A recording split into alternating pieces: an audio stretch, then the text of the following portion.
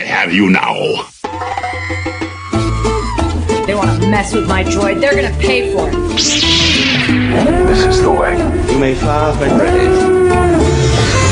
Blow that piece of junk out of the sky! The way you're fighting, you wouldn't have lasted long. Hello there. Kenobi! The ability to speak does not make you intelligent. We are riding so high on that Ahsoka finale.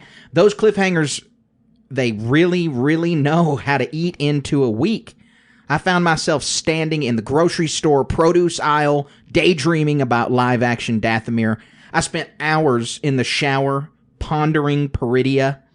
So I've been gathering my thoughts, and I've gotten to sit on this episode for a week now, and it really, really has opened up the future of Star Wars because, you know, Star Wars podcast, we want Star Wars to make us think so we have things to talk about. And I think that the characters shown in this show could be guiding us through our next decade of Star Wars storytelling in more ways than one. I'm not the only one who thinks this way, though, because we put out the call to Station Nation to send in your voicemails of your speculation, your ideas, your theories, your questions surrounding Ahsoka Season 2 and the future of Star Wars. And we received a ton of voicemails. They were overflowing our inbox, and we definitely appreciate all of you guys sending in. We've curated them, put them on, put the very best out there, and we are ready to talk about it. And so I say we because I'm not alone in this. We've got all you listeners here. We got the voicemails. But coming to you from the Star Wars Station studio, my name is Carter, and with me today, as always, is my esteemed co-host, the Mystic Mandalorian himself, Colin Archer. Hey, Carter, yeah, exactly. Been pondering about this for a whole week, all the different avenues. I feel like Doctor Strange in there, 14 million possibilities or something. Right. But there's no wrong answer. There's not just one thing going on here. Man, we got a lot to cover. There really is. Yeah. Are we going to get another 3-hour episode? I'm fine with it. We're jumping in head first into this stuff because we do have a lot to talk about. No rapid reactions this week because no new Star Wars TV show. And so there's nothing stopping us from plunging into the meat right now. We didn't get to play it last week, but I always love hearing from our dear friend, Master Yoda. And so to kick off the meat of this podcast, let's hear from Yoda real quick. Difficult to see. Always in motion is the future. Yeah, I mean, the future is always in motion because I feel like it is just swirling around us. There are so many possibilities. We don't know where we're headed, but we know we're in for a good ride. And so Colin and I are going to put on our Yoda ears today, along with the folks who left us their voicemails because we are going to try and predict the future. We're going to try to tell you guys what's coming next with Lucasfilm, mainly with Ahsoka Season 2, mainly with the Mandoverse movie, but we might just touch on every Lucasfilm project we know is announced. There's a couple that are a little tertiary to this, so we might not, but we're going to be talking about all kinds of Lucasfilm ins and outs and guesses. But Colin, the first one that I want to talk about today is the real-world speculation, the real-world challenge that Lucasfilm is faced with, not in a storytelling way, but in a tragic way with the passing of Ray Stevenson. Lucasfilm has got to grapple with this. They have to know where the story is headed and what they're going to do with the character of Baylan Skoll. And so we're going to start right now talking about what are they going to do, because they have a lot of options. They've got a wide variety of options, and we're going to break down each one of those options and kind of talk about the pros and the cons for those options. But it's going to be tough no matter what because of the gravitas that Ray Stevenson added to that role, because of his performance. A lot of people connected with Baylan Skoll, and so they have their work cut out for them to keep the momentum of that character going. So this is going to be a really multifaceted thing, and that we're just going to have to grapple with. Just to put it right out there, my money's on a recast. So, I mean, if we look at other analogous situations, just not in too recent history, you had Henry Cavill basically part ways with The Witcher, right? And between, it wasn't just him. There's a couple other things going on with The Witcher, but that show collapsed after he left. Right. Liam Hemsworth now, right? Yeah, I haven't seen it. There's part of the problem. I didn't finish The Witcher season 3. I've watched 2 episodes, right? Okay. And it's just like, oh god. So, it's not like this that I have these deep connection to these characters, and it's a really good product regardless of But this show isn't without its detractors. But my point is we have a lot to say about Balin, how cool he is, and even the detractors. I listened to a lot of them this past week. He was the best part of the show. They loved so many aspects of him, and really, a lot of those guys are bomb throwers or headline grabber or whatever. But the common denominator, why we liked him so much and why those guys liked him so much, is because he's a new Jedi with an unknown history. Mm-hmm. That was given so much gravitas by Ray Stevenson. So, but Ray Stevenson does not have the gravitas that Henry Cavill does. Now, I'm not saying they should put in... Whoa, you think Henry Cavill's a better actor than Ray Stevenson? By a mile. That's ridiculous. I don't agree with that at all. I don't think... look, you're entitled to your opinion. Totally disagree. Well, Ray Stevenson's been doing it for a while, and, yeah... That's a we can get down. I was about to start debating on that. We don't want to get down that rabbit that's a hole. story for another day, right? Yeah. Yes. Regardless, my personal opinion, I think Henry Cavill has way more gravitas, and my buttressing point for that is The Witcher collapsed with partly due to a snowball he pushed down a hill, right? And I don't think if Lucasfilm recast Balin, yes, it's not going to be the same. You're going to take off your old jacket and put on a new one. After a couple episodes, you're not even going to realize there's a difference. That's an interesting take. Because I will say for The Witcher, they recast Liam Hemsworth in the role, but it's not the same person. They are very clear this is a different guy now. And so that was more of a rewrite or a write-out for Henry Cavill than it was a recast. And so there are things that back up the recast option. And so you firmly planted your flag on recast. I'm not going to firmly plant my flag until we've discussed all the options. But I don't fault you for planting on recast. But we have successful recasts in Star Wars. The first ones people will point to are Han and Lando. And they'll say they weren't successful recasts because Solo bombed. I would argue that Solo failed for different reasons. Right. And that Alden Ehrenreich was not to blame. And that Donald Glover was not to blame. And you look at those recasts, those guys are firm recasts that do not look like the original characters.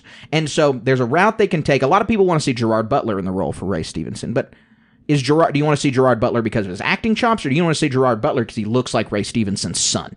Like, it's not the... I'd be fine with that. I love Gerard Butler. I like Gerard Butler, too. I don't have a problem with him, but you're leaning more on the look than the acting chops of the guy. Not even to say Gerard Butler does not have great acting chops. I'm only saying that you need to be honing in on who's going to deliver the best performance and make appearance secondary in a recast, in my opinion. Because that's what they did with Han and Lando, and Donald Glover was successful enough to keep being Lando. They're gonna make a TV show out of it now.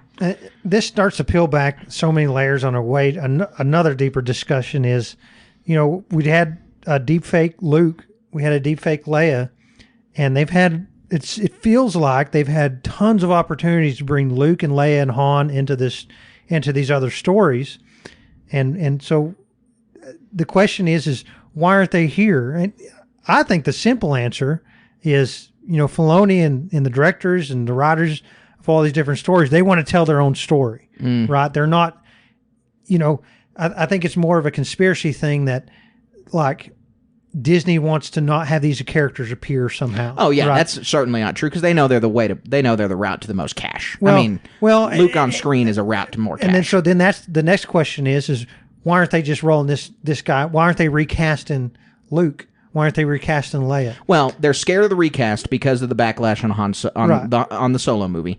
Kennedy said as much. She said we're revisiting recast, but point to a much more successful recast than that. Because if you want to say Solo bombed because of that, factually, we don't know why Solo bombed, so we can't say it wasn't. But Genevieve O'Reilly as Mon Mothma is a recast. Recast for the 2005 Revenge of the Sith, recast for the Andor show, recast for Ahsoka.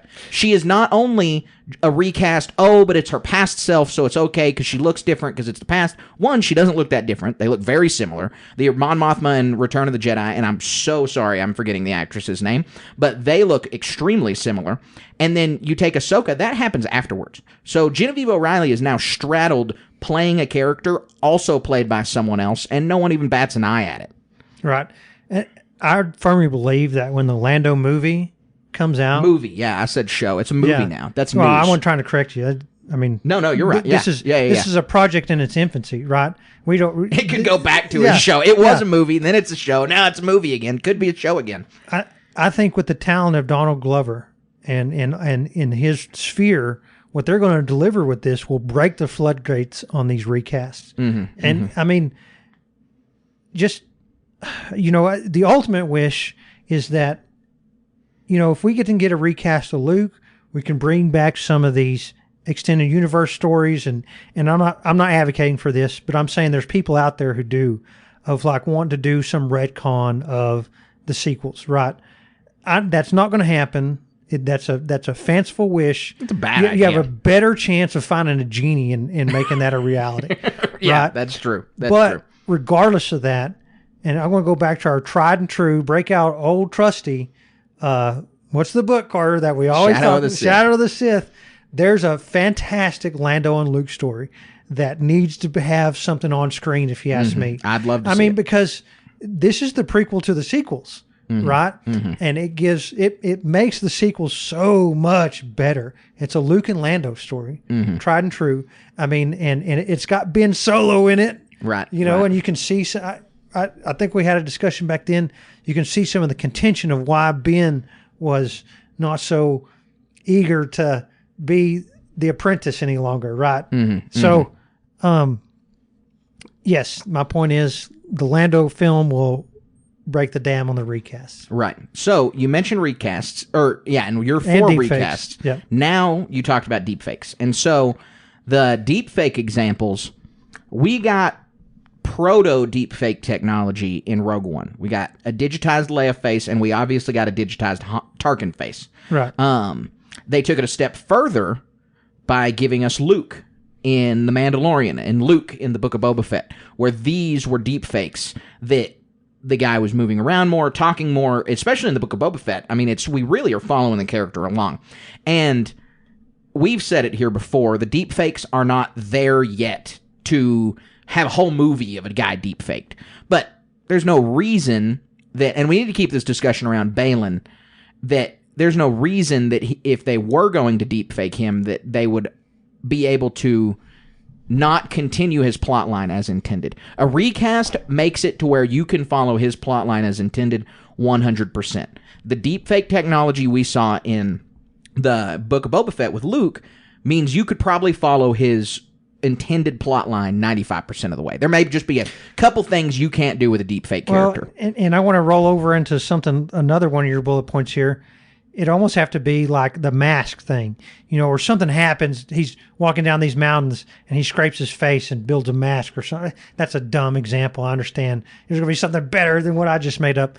But you can have a deepfake, spends time in a hood or a mask for all these other quest signs, and then a deepfake thing. Right. But if you're doing, so I have written on our bullet points, we've got the 5 things. We got recast, deepfake, write out, old footage of Ray Stevenson, or a mask.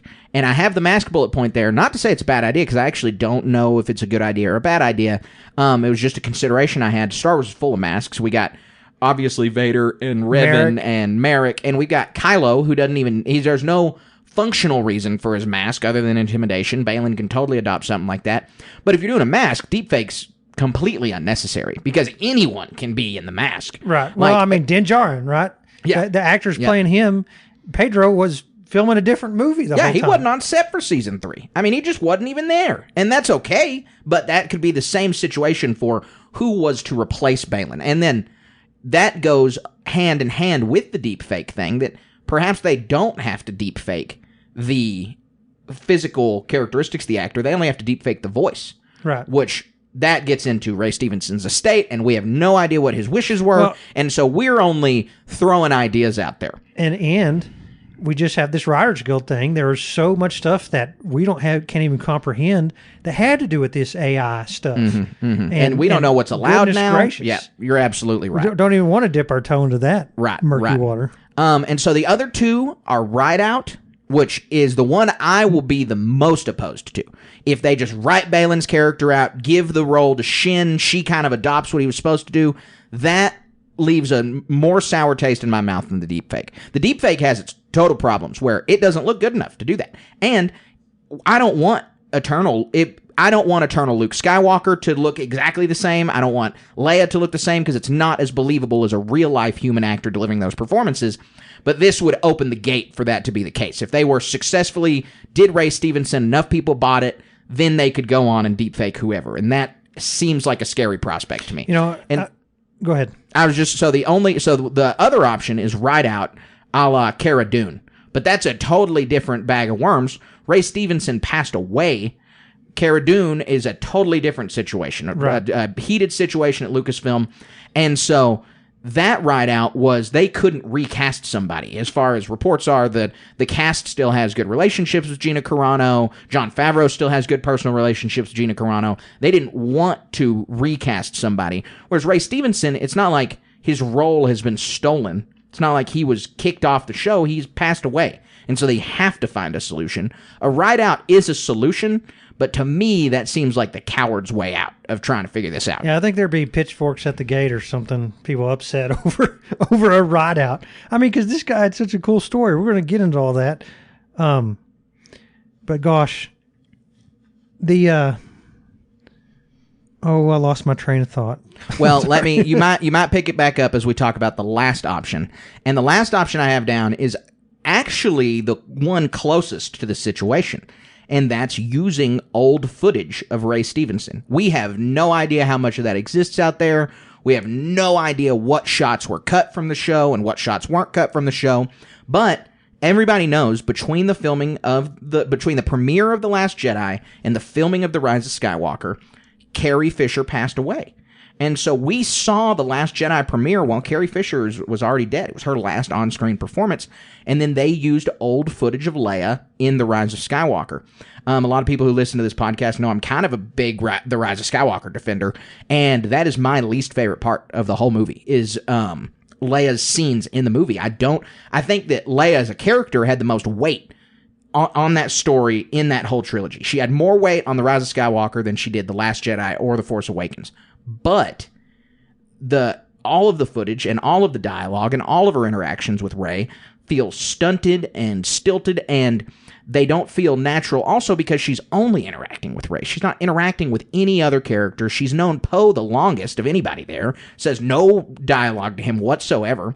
And I understand why that's the case. And I am not advocating that they should have recast Carrie Fisher or that they even should have deepfaked her. I think they played the best hand with the cards they were dealt, but it still wasn't satisfactory. It was still, like I said, one of my biggest gripes about the movie.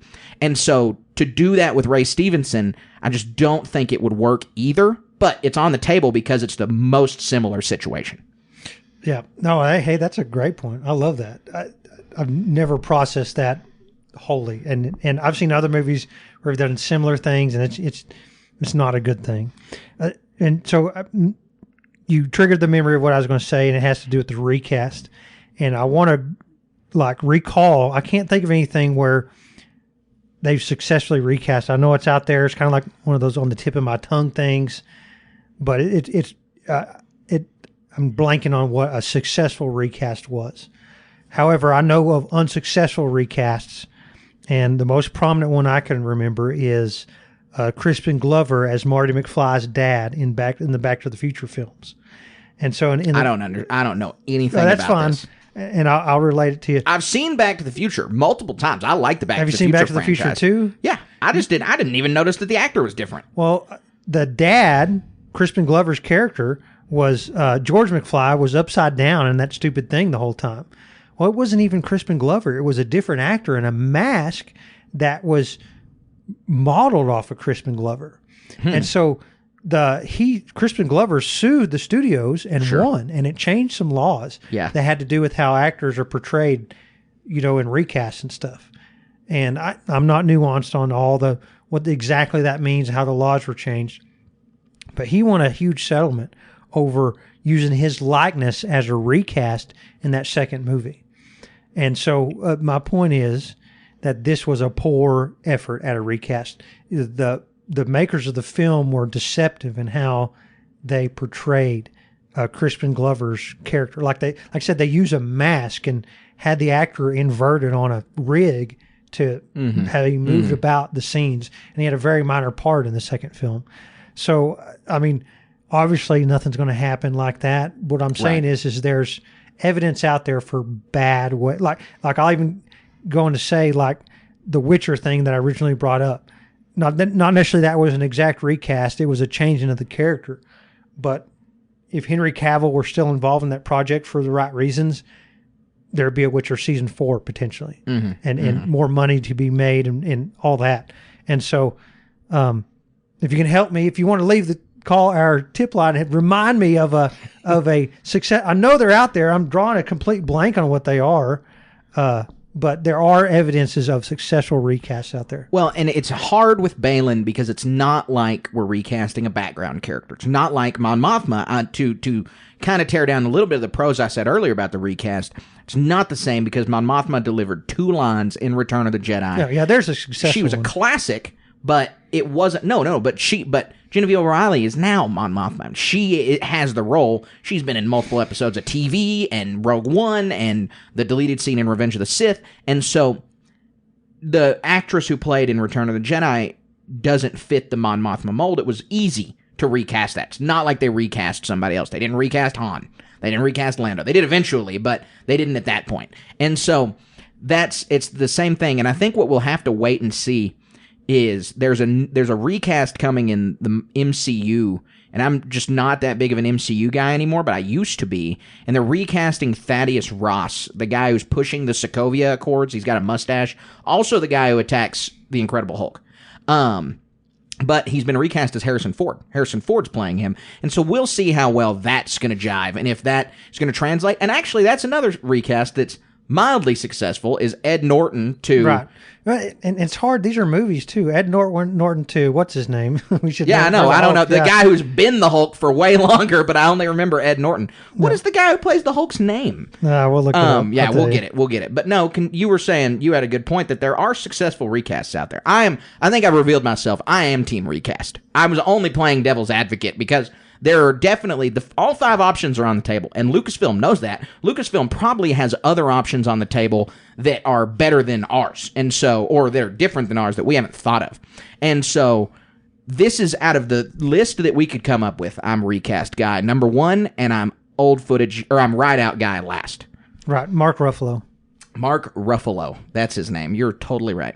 I mean, it's easy. There's another one in the Batman movies. Val Kilmer to... Well, I'm not talking about that. Oh. I'm talking about like a side character. It was in the Christopher Nolan movies. The Tom Cruise's wife at the time, and then it's switched to a different actress. I have no idea. I've never seen the Christopher Nolan Batman films. You're going to get fact. You're going to get an angry voicemail for that. All right, so we've covered enough about what's going to happen with Ray Stevenson, and the fact is we have no idea. But those are kind of the options. But let's talk Balin. Let's talk the character Balin and where that character's headed. And let's just assume, I mean, we don't have to assume anything, but I'm going to assume they're going to continue the storyline and that Balin's going to play the same sized role that he was going to had Ray Stevenson not passed away. And so when I was thinking about all of this, thinking about Balin, thinking about his role in this story, it took me back to what inspires Filoni as a storyteller in the first place. We know Filoni loves Lord of the Rings. We know Filoni loves old Kurosawa films. We know Filoni loves high fantasy stuff. But Filoni's also big on mythology. He's leaned on mythology so heavily. You said Kurosawa films. Are you talking about George Lucas or Filoni? Filoni is also very, Okay. very versed All right, in make sure Kurosawa everybody's clear. films. I don't want there to be any confusion. No, I mean, George Lucas, obviously, he loves Kurosawa films. But no, Yeah. Dave Filoni is just as steeped. There was a cool interview I saw one time where Dave Filoni was talking about his favorite movies. They're basically all Kurosawa films. Yeah, that's awesome. But he leans heavily on mythology. And so we know the name Balin Skull. We talked about this in our preview episodes for Ahsoka, that Skull in Norse mythology is a wolf that chases the sun, and that Hati is a wolf that chases the moon. And so the sun being light and the moon being darkness. And so there's two ways to read it. Does Balin chase the sun, the light, or does he chase the sun, the S-O-N? Because we saw at the end of the last Ahsoka episode him standing on the statues of the Mortis gods. We talked about this at length in our Ahsoka Part 8 episode. We're not going to go deep into it. The Mortis gods are force-wielding deities in the Star Wars universe, introduced in the Clone Wars. There's 3 of them. Daughter's the light, father's the balance, son is the darkness. And so they hold an extreme amount of power in the Clone Wars. They purportedly died, but nothing is on the table for that. We have no idea if that's the case or not. Other than the daughter, it's very clear she is dead. But the other 2, kind of up in the air. And so, is Balin seeking out some light, or is he seeking out the sun? And I want to hit the other Norse mythology point real quick, just to get our juices flowing, that Balin talks about wanting to end the cycle of renewal, this constant cycle of an empire rising, tyranny being defeated, then chaos, then yada, yada, yada, back and forth, the Jedi rising and falling. This is identical to the concept of Ragnarok in Norse mythology, which is this cycle of renewal where the world and the universe continually spin and the same things recur over and over, creation and destruction. And so I think that Dave is really communicating a lot of Balin's motivations through this Norse mythology. Yeah, I think that's kind of obvious. I mean, even if it goes down into grainy detail with Balin's fighting style. You know, he swung his lightsaber totally different than Ahsoka did. Pretty much anyone we've ever seen on screen, I'd say. Right. And you know, as you're telling that about the sun and the moon and stuff, you know, the moon's light is a reflection of the sun, right? Mm-hmm. So there's all this really deep stuff when you get down into it. You know, Shin being maybe the reflection of Balin. So right, being his worst and best attributes, going through the same relationship that Ahsoka and Anakin talked about, where Ahsoka has all the best and all the worst parts of Anakin in her. Shin's the same way, because that was the message, is that all masters and apprentices are like that. Right. So, I mean, this speculation is really fun. It's really deep. You know, regardless of what happens with Rey, I really do think that this will be, you know, there's going to be an A plot, or, I mean, you can, plot 1 and plot 2, you can we'll probably argue on how more prominent one is over the other, or equal or whatnot, but Thrawn's over here doing his thing, and it's going to be Balin and Shin doing their thing versus Ahsoka and Sabine and Hu Yang doing their thing. Yeah, we're going to get into that, but let's stick to Balin real quick. Okay. Let's stay on Balin for now, because there's a lot more to talk about regarding his character than we're going to get into with the others. And I think that we've got our first spot for our first voicemail that's going to kind of lead us down that trail. And so let's check in with the first voicemail that we're going to play today. Hey, I was calling to see what you guys thought about the Mortis god showing up at the end of Ahsoka. It'd be pretty cool if Anakin finally took his spot as the father and Ahsoka's the daughter, since she had the life force, transferred into her. But who do you guys think the son is going to be? I think that the Mortis gods are on the return, and we're going to get to see the new Mortis gods in the culmination. Oh, I can't speak, man. In the new movie that they're making about Thrawn. It'll be interesting to see where they're going with it. All right. Awesome. Great start with a first voicemail of the day. We appreciate you calling in. Next time you call in, definitely identify your name, identify where you're from. We'd love to thank you, but we thank you for the voicemail regardless. And the Mortis gods, I think, is what's on the top of everybody's mind after watching Ahsoka Part 8, because it was such a shock. I mean, it was just, despite live action Dathomir, despite Ezra returning home, it really, most of the conversation and the air that show sucked out of Star Wars fans has been about the Mortis gods, because there's just so many possible pathways from there. Yeah, and the Mortis gods, they're such a deep and fascinating thing. I remember watching that in the Clone Wars. We had no idea it was coming, and there's whole other aspects that we're going to get into. But gosh, the speculation is just, it gets to be just so raw and so, like, it feels like we can't really, anything we come up with, it's total speculation, and I don't even know, it feels like I'm just spinning my wheels here, and as far as like, I could come up with a speculation here and here and here, this or that, and it's like, I feel like it's all going to be wrong. Oh, yeah, well, we're swinging for the fences right here, because if you had said before Ahsoka started and someone was like, yeah, the Mortis gods are going to show up at the end of that, I've been like, no, that's too bold. It's too far. And now we know nothing is too bold. Nothing is too far for Dave. Like, we are going to go as far as he wants, and if you didn't do the homework, I hope that you're going to be able to catch up on some YouTube videos, or on this podcast, because there is a lot that could happen from this.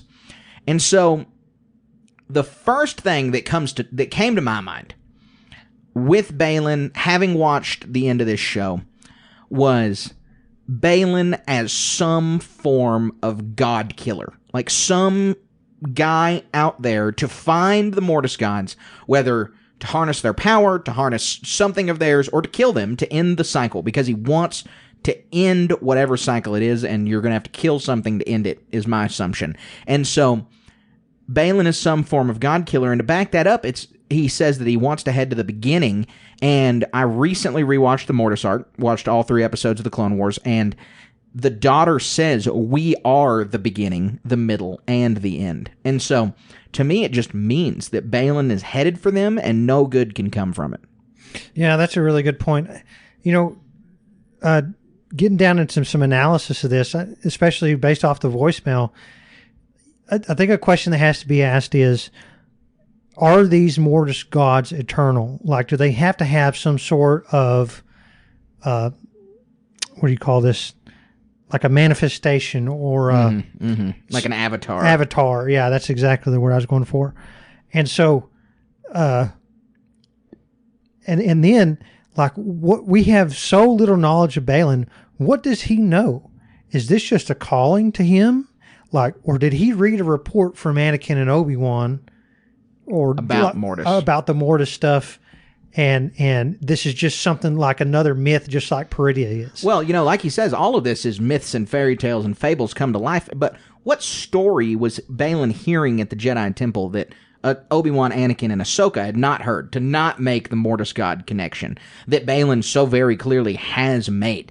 And so, a lot of people, voicemail caller included, bring up Ahsoka assuming the role of the daughter.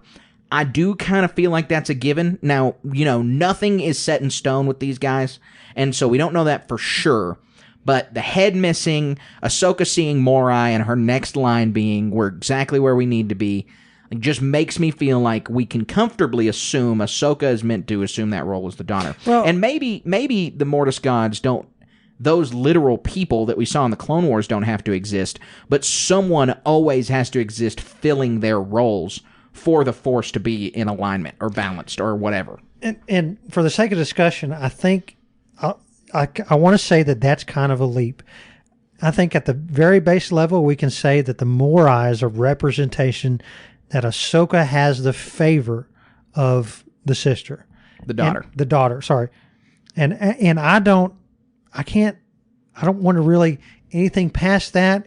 I say is speculation and only exists in Filoni's head. So the reason, I think what backs up the theory that she's there, that she replaces the daughter, is one, the life essence transference. So the daughter transfers her life essence into Ahsoka, and it's her dying act. It's the last thing she does. And so not only does she die, her life essence has been taken out of her, put into Ahsoka. And this doesn't make the Ahsoka some embodiment of the daughter or as powerful as the daughter, but I think it certainly makes her an avatar, as we said. The other piece of evidence there is that the father drew Anakin to Mortis, drew the Chosen One to Mortis, so that he could take his place as the balance. Anakin could fill that role.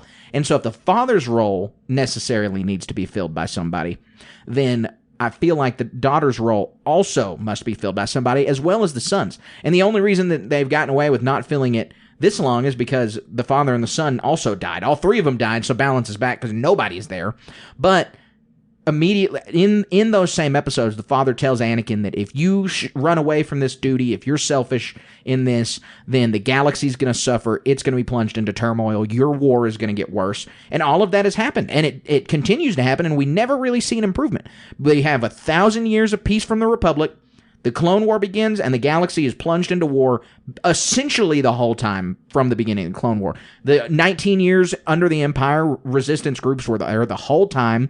The galaxy was in turmoil. It was plunged into the dark side. The New Republic never got a sure footing. Then we have the conflict in the sequels, and we can't see beyond that. But the whole time period past the beginning of the Clone War is just turmoil. And so it's after that where Anakin doesn't assume that mantle, that all this turmoil takes place. And I don't know if the turmoil can be solved without somebody filling those roles. And it's obviously never ultimately solved. We have the stories in the High Republic and the Old Republic where assumedly the Mortis gods were kicking around. No reason to think they wouldn't have been.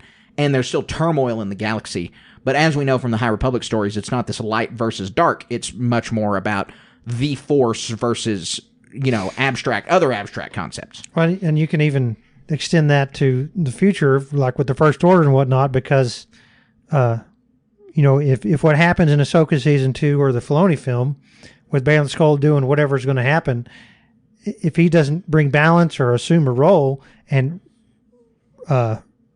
recreate this equilibrium, then we can assume that fails because the First Order comes about. Right. And that's the assumption, is that Baylan might fill a role, right? Like, a lot of people think that. Maybe he's not a god killer. Maybe he's not there to kill somebody. Maybe he's there to become the father. Maybe he thinks he's the father, but he's really the son. And that could totally exist. And then Ahsoka and Baylan are going to have some epic conflict. But I think that they're going to have to tie those two characters much closer together for that to have some weight. They've had some good lightsaber battles, but Ahsoka doesn't know who he is at all. And in the Mortis arc, the daughter and the son are literally siblings, obviously. But when he kills the daughter, he says she was the only one he ever truly loved. And there's just a problem. Like, they have a deep interpersonal dynamic, so you would assume that the daughter and the son, the next one, are also going to have a deep interpersonal dynamic. Yeah, and we just don't know enough about Baylan to even peek through the layers on this thing. Well, I'll say, for the interpersonal dynamic thing, I gave a super long, like 20-something tweets thread a few days ago about kind of a silly theory that I don't actually really believe, and that I'm not going to go into near as much depth on the podcast, but that perhaps Ben Solo is the son, Ahsoka the daughter, because, one, the master to the apprentice connection for Ahsoka, and then the literal genealogic connection between Anakin and Ben Solo. And what got me treading down that path was that we see the statue of the son with this giant scar carved across his eye. And, everyone will say, well, Anakin has a big scar across his face. But this scar on the son, way deeper and looks way more like Kylo Ren's scar. Looks way more like it. Right. And so, there's a lot that they are going to have to do to make that a reality. Like, a lot. Like, they're going to have to move real-world mountains, get Adam Driver back, yada, yada, yada. But it was just something, if somebody's got to assume the role, Ben Solo, I would say, makes a much better candidate than Baylan insofar as relationship dynamics are concerned, because we just don't know enough about him yet. And that could change. But I'm still much more stuck on the Baylan's a god killer thing, because there's a power calling to him, and he's headed there. He wants to end the cycle. And so I don't think his intention is to join these folks. I think there's something he's got to go grapple with there. Now, it could be the Mortis gods, but the speculation there kind of runs its course because we don't know anything else about them. Like, it could be the Mortis gods, and then it's completely open-ended. What is he doing with them? Who's he killing? Why is he killing? The daughter's already dead. Does that mean he needs to kill Ahsoka? Does that mean that the other two we saw died in the Clone Wars, but that's up in the air? What's much more material is the theories going around that he is going to face a entity called Abeloth. Yeah, I've read a little bit about this. But I honestly don't know much. So, Abeloth was a character introduced in the Fate of the Jedi novel series. It was a 9-book series, began in 2009. I was reading them when they came out. It was one of the first Star Wars series that I ever got to be, like, as they were coming out, I was reading them. And so, the gist is that Abeloth is... They were writing these books the same time the first Mortis Gods arc was coming out, and that's important for a second. But Abeloth is the mother in the relationship of the father, the son, and the daughter. She was a non-force-wielding entity that was their servant, but she spent so much time around them that she began to be able to use the Force. But she bathed in the font of power, the font of the dark side that we see in the Mortis arc. She gets all of this dark side power. She also bathes in the pool of knowledge, the light side pool, the counterpart to that font of power. She gets both of these things and becomes this ultra-powerful entity that the Mortis gods have to chain up. They got to lock her up for thousands of years. She's trapped on this planet in the middle of the Maw cluster. Now, I don't think any of this part's going to happen. I really don't know how much of this we're going to draw from the books, but this is just explaining who she is. Well, when the Mortis gods are killed, she gets released. It takes her a little while to figure out how to get off planet because she doesn't have a ship. That happens around, I don't know, it would in the expanded, this is all expanded universe stuff. None of this is in the new canon, but it all happens maybe 15 years after when the sequels would have taken place. Luke Skywalker is an older man. He's the Grand Master of his own Jedi Order, and he fights her and keeps her at bay. But the important connections here are that she is this ultra-powerful being that was associated with the father, the son, and the daughter, and the father represents the balance between the light and the dark. Abeloth represents the chaos, the discord between the light and the dark. And so if Balin wants to stop a cycle, something cyclical, then he has to throw chaos into the cycle. And so I think that's where a lot of this speculation comes with Abeloth. Yeah, I've never read those books either. Did you read all 9 of them? Yeah, I did. Yeah. I was back. I mean, I was 11 when they started coming out, but they finished when I was like a senior in high school, I think. I mean, they only put out 1 or 2 a year. Okay. And the other really important thing to know about this is that a lot of people out there have said, well, Dave's not going to pull on that because he wants to tell his own story. Dave wants to do his own thing with the Mortis gods. That was an EU thing, not associated with Dave. Well, not according to author Troy Denning, who worked on this series, who said that in their emails back and forth, talking about, we're going to be forming this entity, Abeloth, what's her backstory, an editor at Lucasfilm got a hold of him, said, hey, you guys are talking about something that's really brushing up really closely to something they're doing over at the Clone Wars. I'm going to put you guys in contact with Dave Filoni. And this is season 3 of the Clone Wars. I mean, Dave is, right. He's George's guy, but he's not like some big wig at Lucasfilm.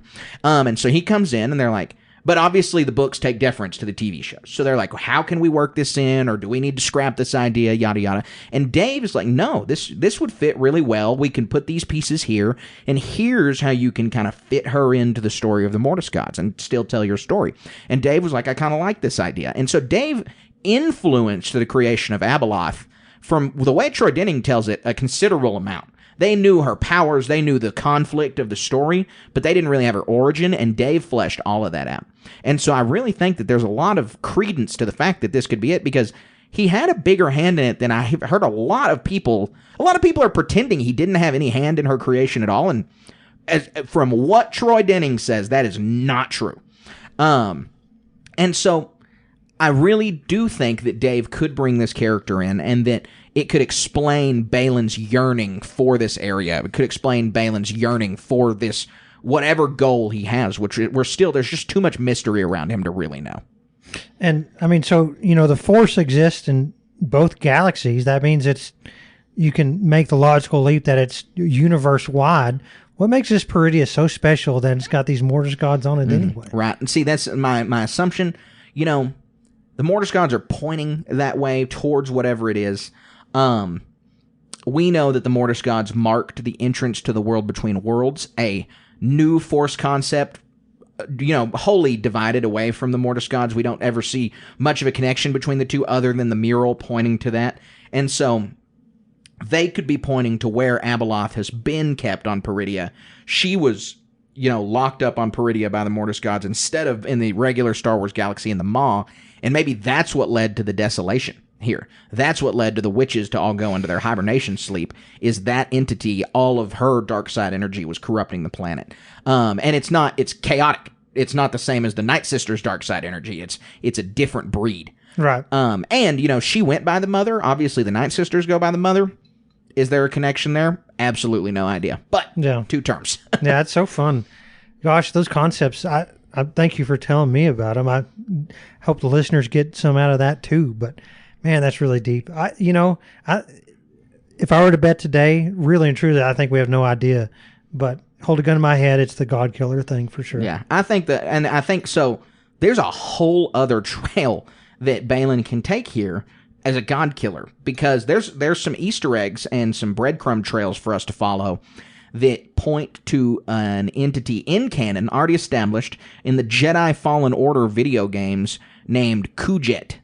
So what you need to know about this guy is he was a member of an ancient force-wielding species known as the Zepho.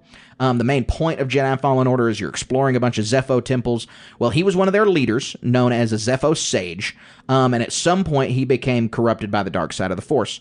In the game, his tomb is located on Dathomir, so it's kind of assumed he has some kind of connection to the witches. But what cemented that is that on the outside of the fortress on Peridia, there is an inscription on the witch's fortress that talks about Kujet being the ruler of all, and may his reign last forever.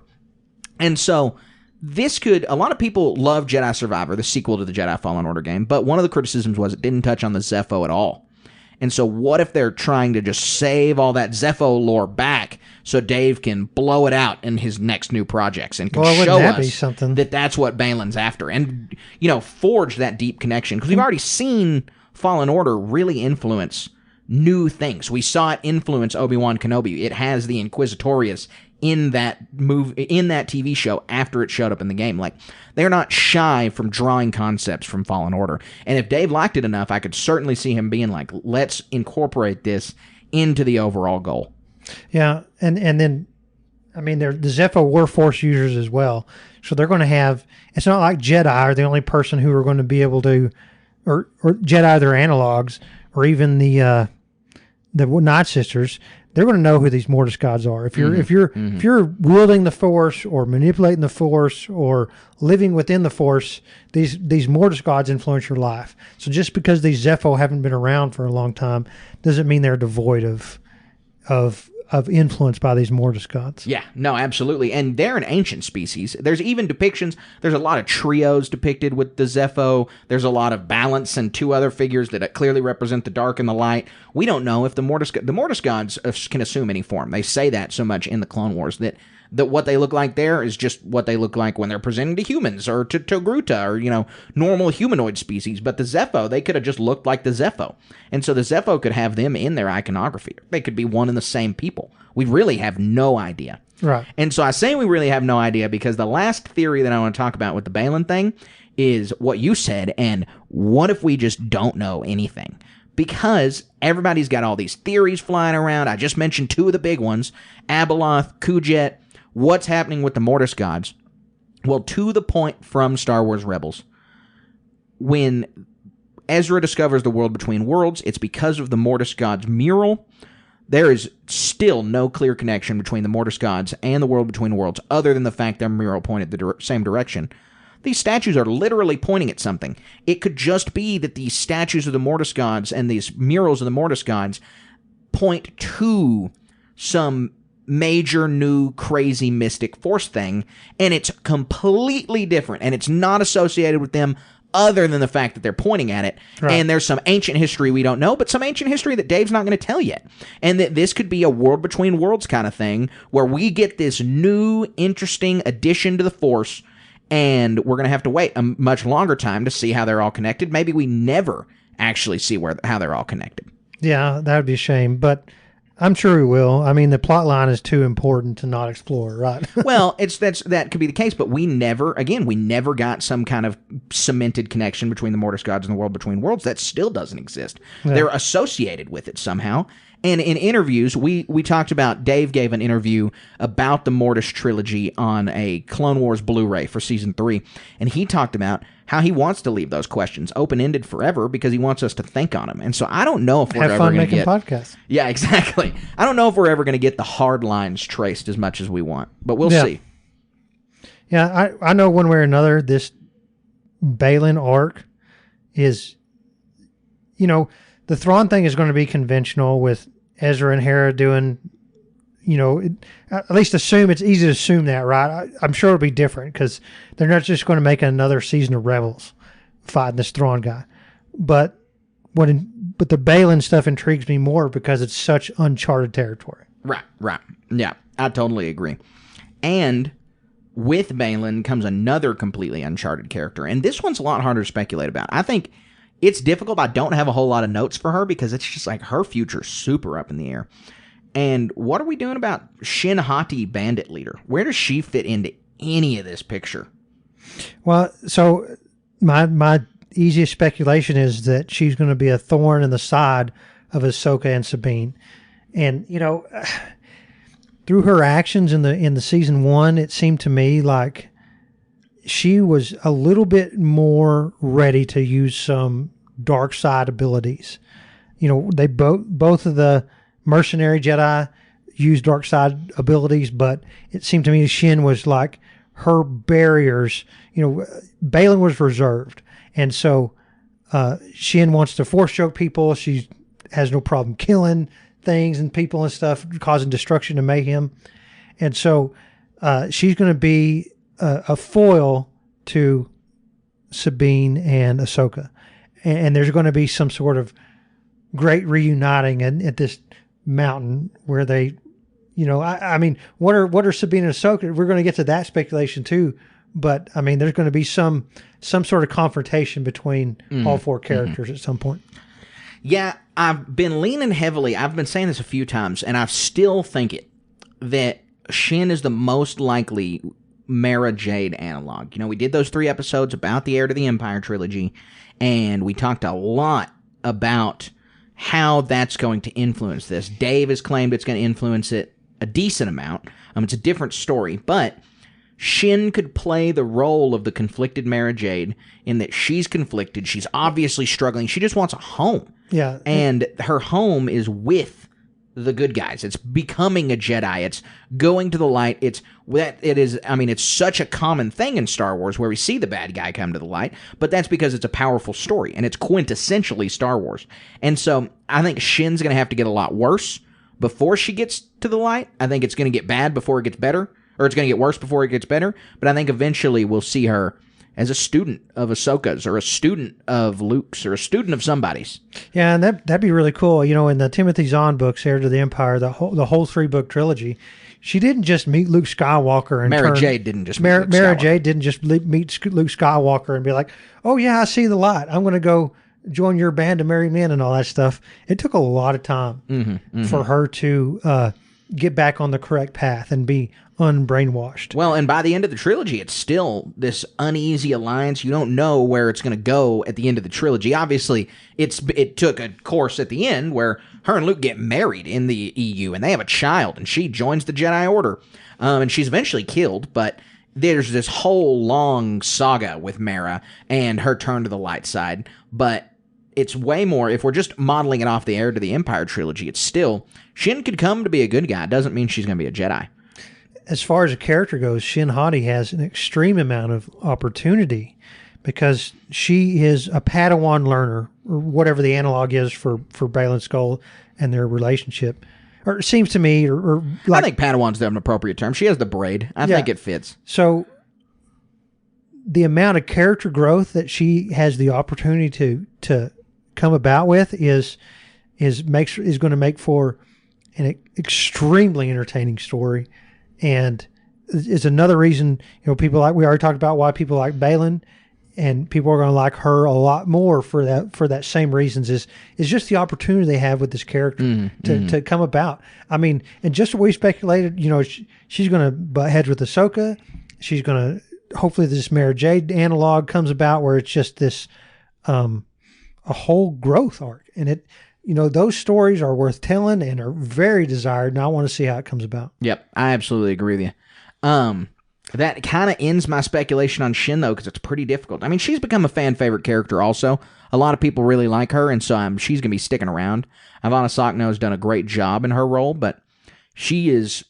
I mean, we might have less information about her future than we do Baylan's, honestly, which is hard to believe, but I think it might be true. Yeah, I mean, she had even, like, her time in the finale was very short and far less meaningful. Yeah, 10 seconds. I mean, you look at it, she's going to, the very logical end of this is she's going to live out her days as some nomad bandit on this planet and die with these bandits. Yeah, that's not what, we know that's not what's going to happen. They can't do that. But the end of that, if you were just some passerby who was unfamiliar with Star Wars and you saw the end of that show, but you saw the whole show, you're like, well, I guess she's just kind of screwed. Yeah, but I think at the very least there's going to be some contention.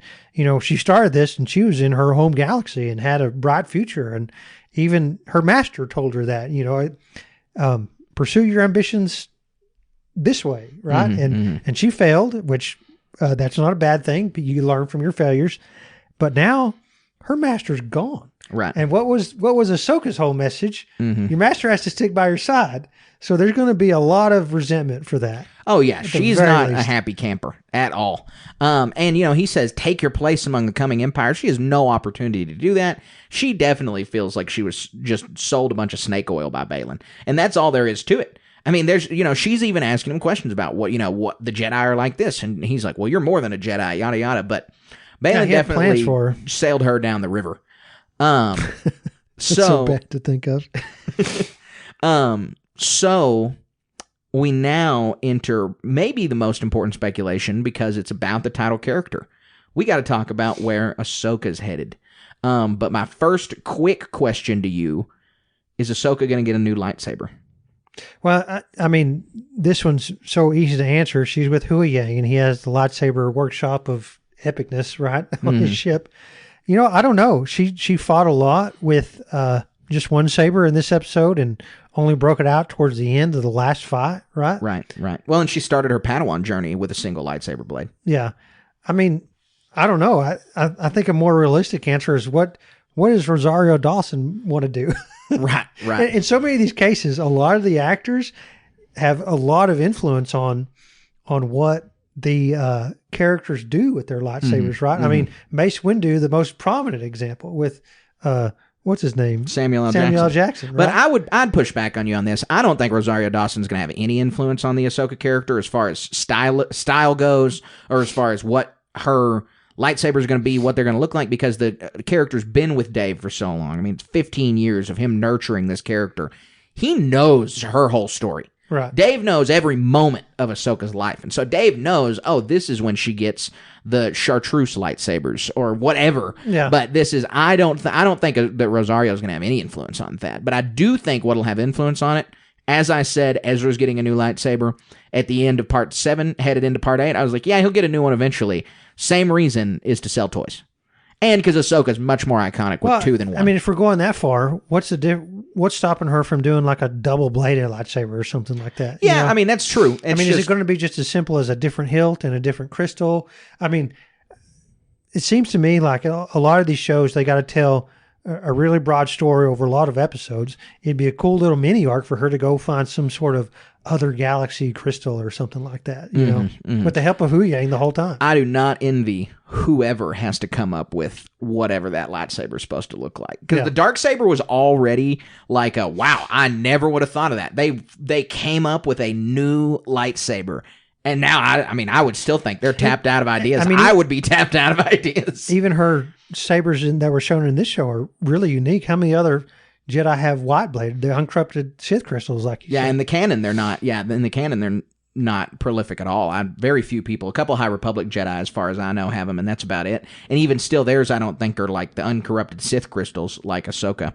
And that's another They're thing like is unique crystals or something. sure they might be white crystals. I don't know. I just don't know the answer to it. But I do know that whatever Ahsoka chooses is going to be read into deeply because all of her lightsabers have been, she went from the single-bladed green to the green and the yellow Shoto. Then Anakin changed them to blue, and that was a total big change. And then she had the blue lightsabers just for the Siege of Mandalore. Then she got the white ones. She's had the white ones for a long time.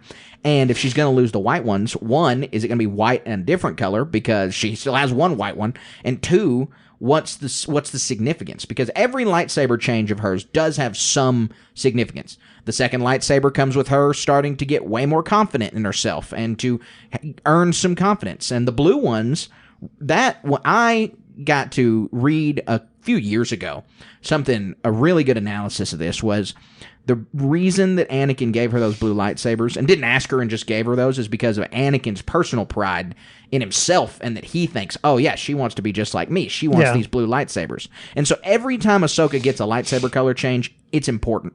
And so I can't imagine that the next one's not going to be just as important. Yeah, and I hope so. I mean, gosh, the speculation about it being some otherworldly crystal, I think that's her other galaxy crystal. That's a really cool concept. Yeah. I mean, because the whole place is steeped in the Force, right? Yeah, I absolutely agree with you. I mean, like some sort of Night Sister glowing crystal. I mean, or like she has the sword of Talzin too. Yeah. So does she even need another lightsaber? But is this sword some kind of dark side? Does she have to uncorrupt the sword? That'd be something. White flames. Oh yeah, there you go. That's cool. All right. So we're talking about the Force. We're talking about this new galaxy. Ahsoka and Sabine are stuck in this new galaxy together. Ezra made it back. Thrawn made it back. We traded Ezra for Sabine and Ahsoka. They're stuck here with Hu Yang. And so my first question when I saw that is, do you think their hyperdrive is going to be able to get them around the galaxy? Are we going to see more of this galaxy in the future? Or are we just going to see Peridia? Yeah, I think it's just Peridia. I mean, you know, if you, even as individuals, if you go to a foreign place, you want to visit all the stuff and see all that you can see, but you're not veering too much off the tracks, right? In so many cases, I know people who do, and it's really fun. But like, you know, if I want to go to Spain, I want to go to Barcelona and see the sights, and going to somebody's neighborhood to enjoy a party with them isn't going to be on the top of my list. That sounds silly to say, but like, why are they going to leave when I mean, we're where we're supposed to be. Well, that's for a reason, right? And so what's the point of parading? I mean, literally they can, but I mean, once you start looking into that, where can they get fuel? Right. To fuel limited resources. You know, certainly. they don't have the capability to go mine or refine coaxium. Well, and the hyperlanes just in general. Like, what lanes are they going to go down? This is uncharted territory completely for them. And so they have to figure that out. You know, they don't have any wayfinders or pathway Jedi over here. So, So, on the vein of talking about Sabine, we got to see her use the Force for the first time in Part 8. She used it to pull the lightsaber. Then she performed a big feat of doing the Force push. We talked a lot on Part 8 about why we think this is totally fine. We don't really think that this is like some Star Wars breaking problem like a lot of people out there are trying to make it to be, and that it essentially boils down to do or do not, there is no try. But there are going to be some wider implications for Sabine's use of the Force, and I know you've got some ideas about this. So what are you thinking about Sabine's wider use of the Force? Because I wasn't stewing on anything about this. I was, you know, Sabine's now a Jedi to me, but aside from that, I can't predict where she's headed. Well, there's the macro and the micro on this. The micro is like purely selfish reasons of, you know, what was Hu Yang's line of all the people I've interacted with, you're the least, right? Yeah, he's just essentially you're the worst Jedi he's ever seen. And he's seen thousands of them. So well, almost all of them, a great majority, right? Right. And then there's another line talking about her capability and all this stuff when it comes to using the Force. And so, why don't you correct me if I'm wrong, but it seems to me that it's not a far leap to say that, and I think we've reiterated it several times already, that as long as you do or do not, there is no try. As long as you're willing to believe, as long as you're willing to absorb this belief wholly and totally, that anybody can tap into the Force. I think you're 99% there. I think you have to have some form of training to do it. Right. Although Luke Skywalker is extremely powerful, has a super high midichlorian count, he had to have a little bit of training from Obi-Wan to destroy the Death Star. But he mainly had to believe that he could do it. He mainly had to have Obi-Wan in his ear, turn your targeting computer off, you can do this, the Force will guide you. Somebody who believed in him. Exactly. And so Sabine is the same way. She's had training. We have evidence that Sabine has had extensive training between 1 and 4 years at least.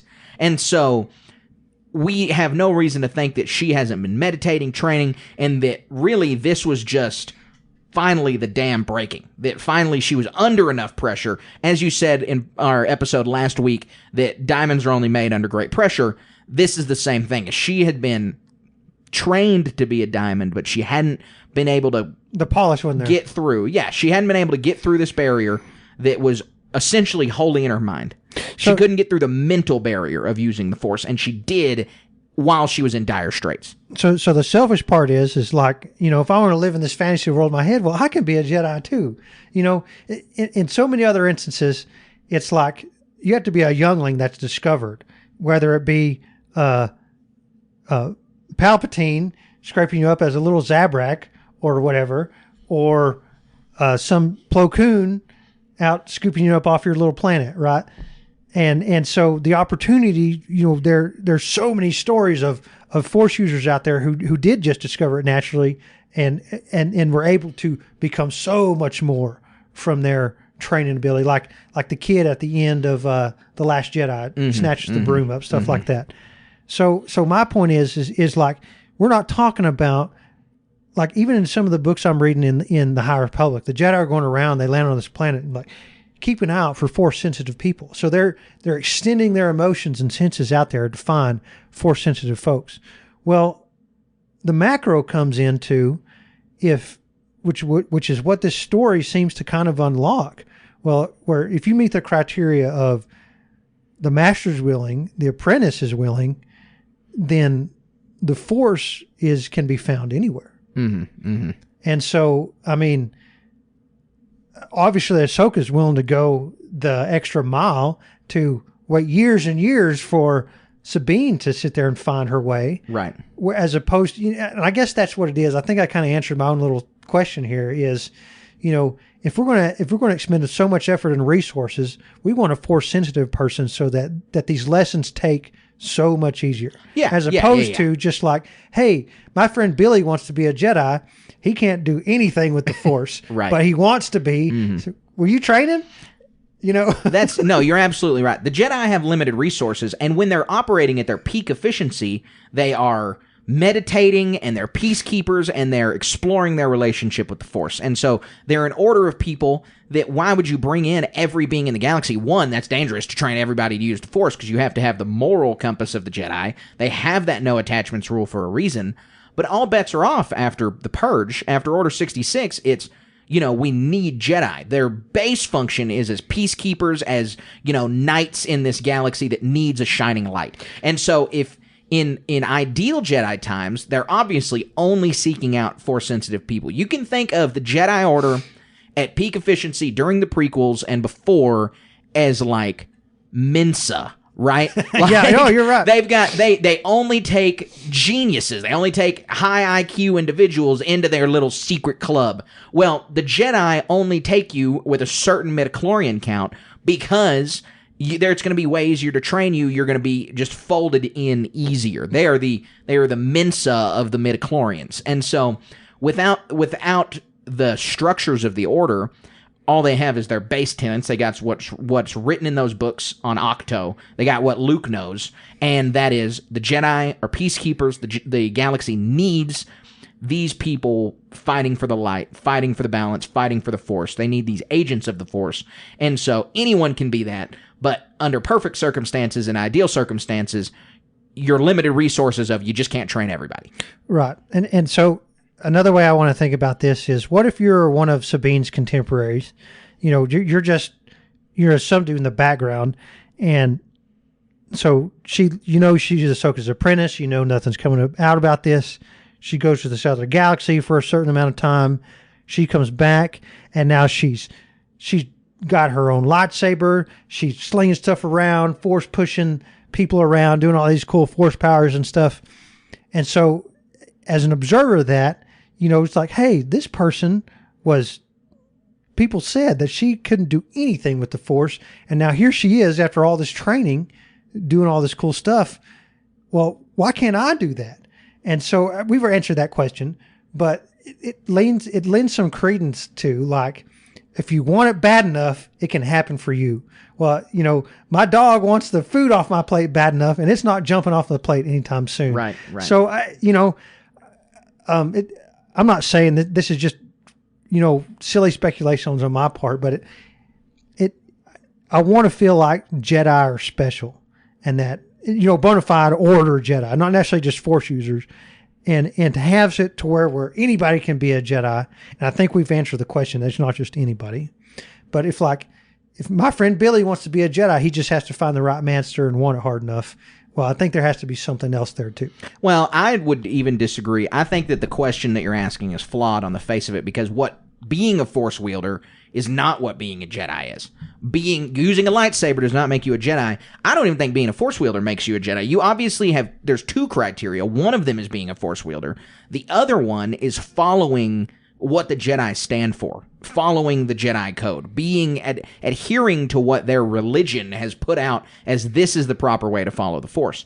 And there's nothing in the code about you only seek out Force-sensitive people. There is stuff in the code about there is only peace and yada, yada, yada. And so you have to be striving for those goals. And we saw that with Sabine, that's the reason Ahsoka abandoned her in the first place, is she was training to be a Jedi for the wrong reasons. She wanted to be a Jedi for revenge. Right. She wanted to get back at the Empire as a Jedi, and that is not being a Jedi. And so if you are truly being a Jedi, you're not only wielding the Force, you're also following their moral code. And not everybody in the galaxy is even capable of doing that. You give Greedo the Force, he's not going to follow the Jedi code, right? He's a bounty hunter. And so that's also, Ahsoka picks Sabine out based on her moral character, based on who she is, based on what she had seen previously. And if that's not enough, I'll also say we have a reason to believe that because Clan Wren is part of Clan Vizsla, she is descended from Tar Vizsla, who was an extremely powerful Force-sensitive Jedi. And so if that's the case, then she also might have that flowing in her veins. We don't know that for sure. Yeah. The message is certainly that anybody can be a Jedi with the right training plus the belief.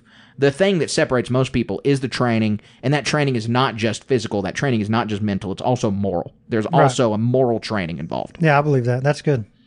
But I think we're nearing the end of our Peridia speculation, but I think I've saved the best for last. I've saved my bold theory for last, but I've also want to talk about the end of Ahsoka's arc here. So Ahsoka's on Peridia for a reason, and you've supposed that it's to stop Baylan. And I would agree with you. I think that it is to stop Baylan. Or oppose. I mean, we at least oppose. Engage Baylan in some stop way. Might be too harsh of a thing. I mean, right. She could get there and find out, hey, this is our place to assume these spots, So this gets into a little bit of the Ahsoka assuming the spot of the daughter. But what it really is I think Ahsoka is probably going to die here. I think that Ahsoka's story ends on Peridia. Mike, we know she's dead by the time of the Rise of Skywalker. We hear her voice. I think she becomes one with the Force. And Morgan Elspeth tells her at the end of Part 8, you're going to die here alone. And Sabine comes in and says, not alone. You're not going to die. She says not alone. Obviously, the characters don't know that, but I think it's a little bit of foreshadowing on Dave's part, is I see Ahsoka, her story, a big part of it was the Mortis Gods thing, and she has her own saga. Dave's pulled her through these stories for years. She has a reason she exists. There's a reason Morai follows her around. We've never seen that. And so whatever her mission is, I think it ends here. She's on Peridia. There's going to have to be some large culmination that crescendos Ahsoka's storyline. Sabine, she's going to make it back to the other galaxy, probably through some weird Force stuff. That temple Baylan's looking off in the distance, I'm just going to say it must be some kind of gate to the Star Wars galaxy. Sabine's going to get or through. The world between Hu worlds. Yang's going to get through. Exactly. There's all kinds of ways she can get back. That can be explained away. But Ahsoka's going to have to make a sacrifice in this galaxy. And I think that that's where the plot lines of this stuff really diverge, is that the Thrawn stuff and the Ezra stuff, the continuation of Rebels, all the New Republic stuff is sectioned and cordoned off from all of the crazy Force stuff. And I think we're going to get an Ahsoka Season 2. I think most of it's going to be on Peridea, and I think most of it's going to be about Ahsoka dealing with all of this Peridea fallout, dealing with Baylan, dealing with Shin, and that we're going to get something completely different. And it's probably the movie, but something completely different to deal with Thrawn and Ezra and everybody else. And I really just see this story dovetailing. Sabine's going to get back, but I think Ahsoka's done. Yeah, irrationally, I hope that's not true, but objectively, I think you're 100% right. And the thing, it's going to sound kind of silly. Have you ever seen Star Trek: The Motion Picture?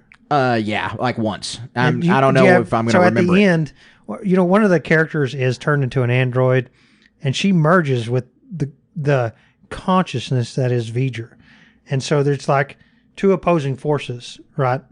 And they give up their lives to save the solar system. Mm-hmm, mm-hmm. And so, obviously, the story is going to be different than that, but it's going to, based off what you said, it's going to be like a kinship.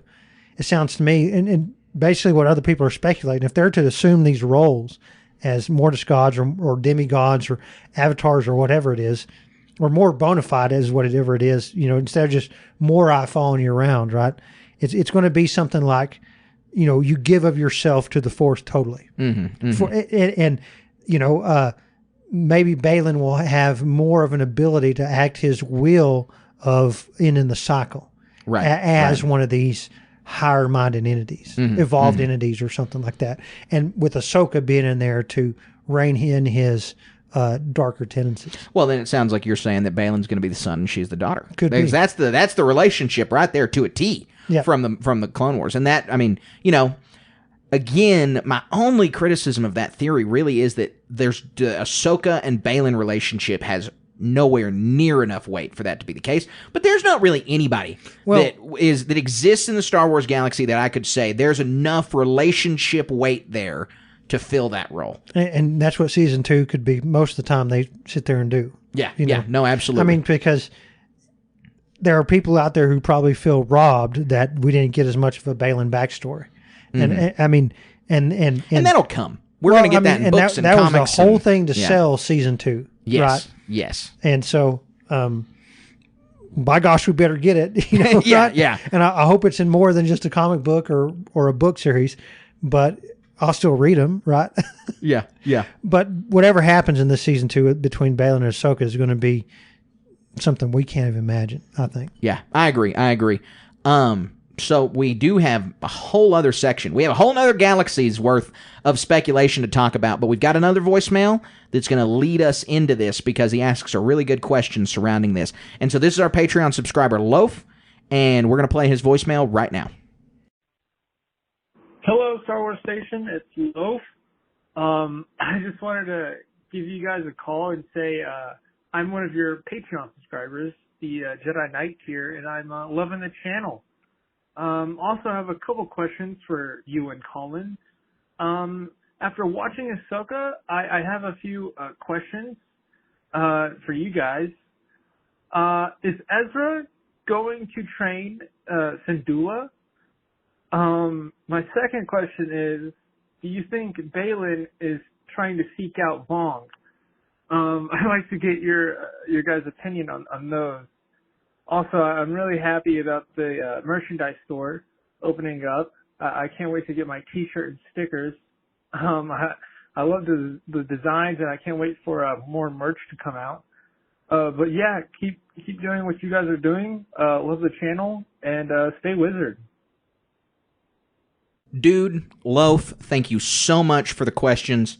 We really appreciate it. We appreciate your continued support over on Patreon, and we're excited that you're excited about the store. Yeah, we do have new merch in the works. We do, yeah, and we're going to talk about that also some more at the end, but everybody should know we've got a new website up, StarWarsStationPodcast.com. So if you're listening and you haven't been there, go check it out. We appreciate the plug, Loaf. Yep, thank you. But let's get into your questions. You asked 2 questions. One was associated with the Balin stuff, but I wanted to kind of mention it. You said, is Balin seeking out the Vong? So I assume you're talking about the Yuzan Vong. If you're not, let us know. Send us a message and we will correct it. But if you're talking about the Yuzan Vong, I got to say that I'm a firm no on that. What do you think, Colin? Yeah, I mean, that's too much of a stretch. That's an extended universe concept. There's a higher power here, and the Mortis gods statues at the end just sealed what that higher power is. Yeah, and that's the thing, is the Vong are not associated with the Force in any way. They're also kind of a messy concept, and we have their analog already in canon. That's the Grisk that threaten the Chiss Ascendancy. Now, I will say, I am kind of in the boat that because Peridia exists, because this other galaxy exists, we will eventually have the Vong introduced into on-screen canon. That will be through the Grisk. They won't be called the Vong. But that this other galaxy makes that an inevitability. I know a couple of our listeners, one who left us a voicemail, hates this idea. He hopes the Vong never show up. But I do think it will eventually happen just out of necessity. It's the same thing as I said with the lightsaber. There's just some things with the lightsaber for Ezra. There's just some things that they're going to do because they just fit too perfectly. Giving a character a lightsaber when he said he doesn't want one, well, you're going to make some toy sales. Putting the Vong in there, well, we already have this other galaxy over here. Easier to flesh it out with a concept that already exists than trying to build a whole new story and galaxy and history for this new place. Yeah, Dave Filoni, Phase 2. Right, exactly. And this is, I don't think Dave's the one who would handle the Vong, but I do not think that Balin is seeking them out. Your other question, though, is a question on everybody's mind, and I'm super glad you asked it. Who is gonna train Jason Syndulla? And, nobody knows yet who's gonna train him. You asked, is Ezra gonna train Jason Syndulla? And I think Colin's got some stuff to back that up. Yeah, I mean, that's the lowest hanging fruit, right? Hey, Ezra's back. They're going to need a force to fight Thrawn. And you see, I had a lot to say about when Jason said, I want to be a Jedi, and the way his mom looked at him. I think they spent a lot of time on that scene to get the emotion just right. And look at where we're coming out at. Look at where we're coming at this from. And, Jason's father was, to be crass about it, Tad, was blown to bits in front of Era's eyes. Mm-hmm, mm-hmm. And so, I'm just reminded of a lot of other fiction that I've read, and I really can't name it off the top of my head, where, the easiest one is like, my dad was a cop and I want to be a cop. Well, the cop was killed, and so the mom doesn't want the kid to go do what the dad did. Mm-hmm, and so, I don't think that I don't think Filoni's going to just reuse that trope so easily. There might be some trepidation there, given what's going on in the galaxy, and especially no one wants to make a conscious decision to send their child to a war zone or something like that. And with Thrawn breathing down your neck, why would you want your, not saying it's right, but why would you want to train your son to be a warrior against the force that killed the dad? Mm-hmm. So there's going to be some trepidation and some anxiousness there, but it's going to be one of those things where, you can't stop a tidal wave of the force. Right. You're not going to stop, Ezra, the next scene is going to be, is picking up on Jason's talent and abilities and be like, hey, we got to do something about this. Right. And Jason gravitating towards him, be like, because here's this guy who's been gone for more than a decade and is going to be this. But that Jason's heard tons of stories about. Is going to be this massively capable force user, and they're still going to be able to build lightsabers and go on quests and all this stuff. And then you throw Luke into the mix. Right. My goodness, the opportunity there is so good. And that's kind of the big question mark, is would Luke train Jason? We had speculated that in the beginning of the Ahsoka series, and I like, just stylistically, one, Luke's temple getting destroyed, Kylo being one of the only survivors, it just, the more characters you pack in there with a lot of backstory, a lot of attachment, it's going to be difficult to continue to be like, well, yeah, but they survived. Well, yeah, but they survived. And they did it with Order 66. So, not saying that when Luke says he's the last Jedi in The Last Jedi, it's no more similar than Yoda saying, the last of the Jedi you are. It's just those other ones are, for some reason, not embroiled in the Resistance First Order conflict. But Ezra training Jason feels better because of the connection that Ezra had with his father as his apprentice. Ezra now has this new Kanan blade emitter. He's going to be able to walk up to Jason, unscrew his lightsaber, and be like, look, this is the exact same kind that your dad had. This is exactly the same as what Kanan Jarrus, your brave Jedi Knight father, had. And, you know, he trained me. And I don't think it's going to be Ezra walks up and immediately goes, we need to get this kid some training to fight Thrawn. The only way Jason's fighting Thrawn is he might be in the cockpit with Hera in the Ghost. Like, Jason isn't out there wielding. The Thrawn threat's going to be done before they get Jason embroiled in this, because Ezra and Hera will both have reservations about training this young child amid this conflict. I mean, I think Jason's younger than Ezra was when he began training, and Ezra was still, I think, 12. So he was young. I think there's a lot to be said about the master Padawan lineage. You know, you father trained me. I get to train you. And I mean, what was the line that Luke said? We quoted last week, or in one of the questions, that at the end of Return of the Jedi, I'm a Jedi like my father before me. Right. I mean, yeah, Jason can deliver the same line, essentially. Yeah. No, you're right. And it's just, again, Ezra training him, I would put all my money on that. I would put all my money down. Ahsoka's not going to train him. Not even Sabine's going to train him. I think Ezra's the likeliest candidate for training Jason Syndulla. I mean, and thinking of the possibilities, you know, Jason Grogu team up, Team Green, kicking butt. Right. Team Green. That's good. Yeah, we've still got a lot of questions out there with Grogu, but I have some answers to that here in a little while when we get a little bit deeper. But, you know, we've tackled a little bit of what Ezra's going to be doing. We tackled a little bit of what Jason's going to be doing. Let's talk about the other folks in the Star Wars galaxy now. Let's talk Thrawn. Let's talk the witches. And we've got another great voicemail to lead us into that. Hello, Stationverse. My name's Brian, and I'm the player in control of Q-Talk, a Tusken Raider in the Star Wars Station communication story of the Wayward Wayfarers. Anyone who has not listened to the session should.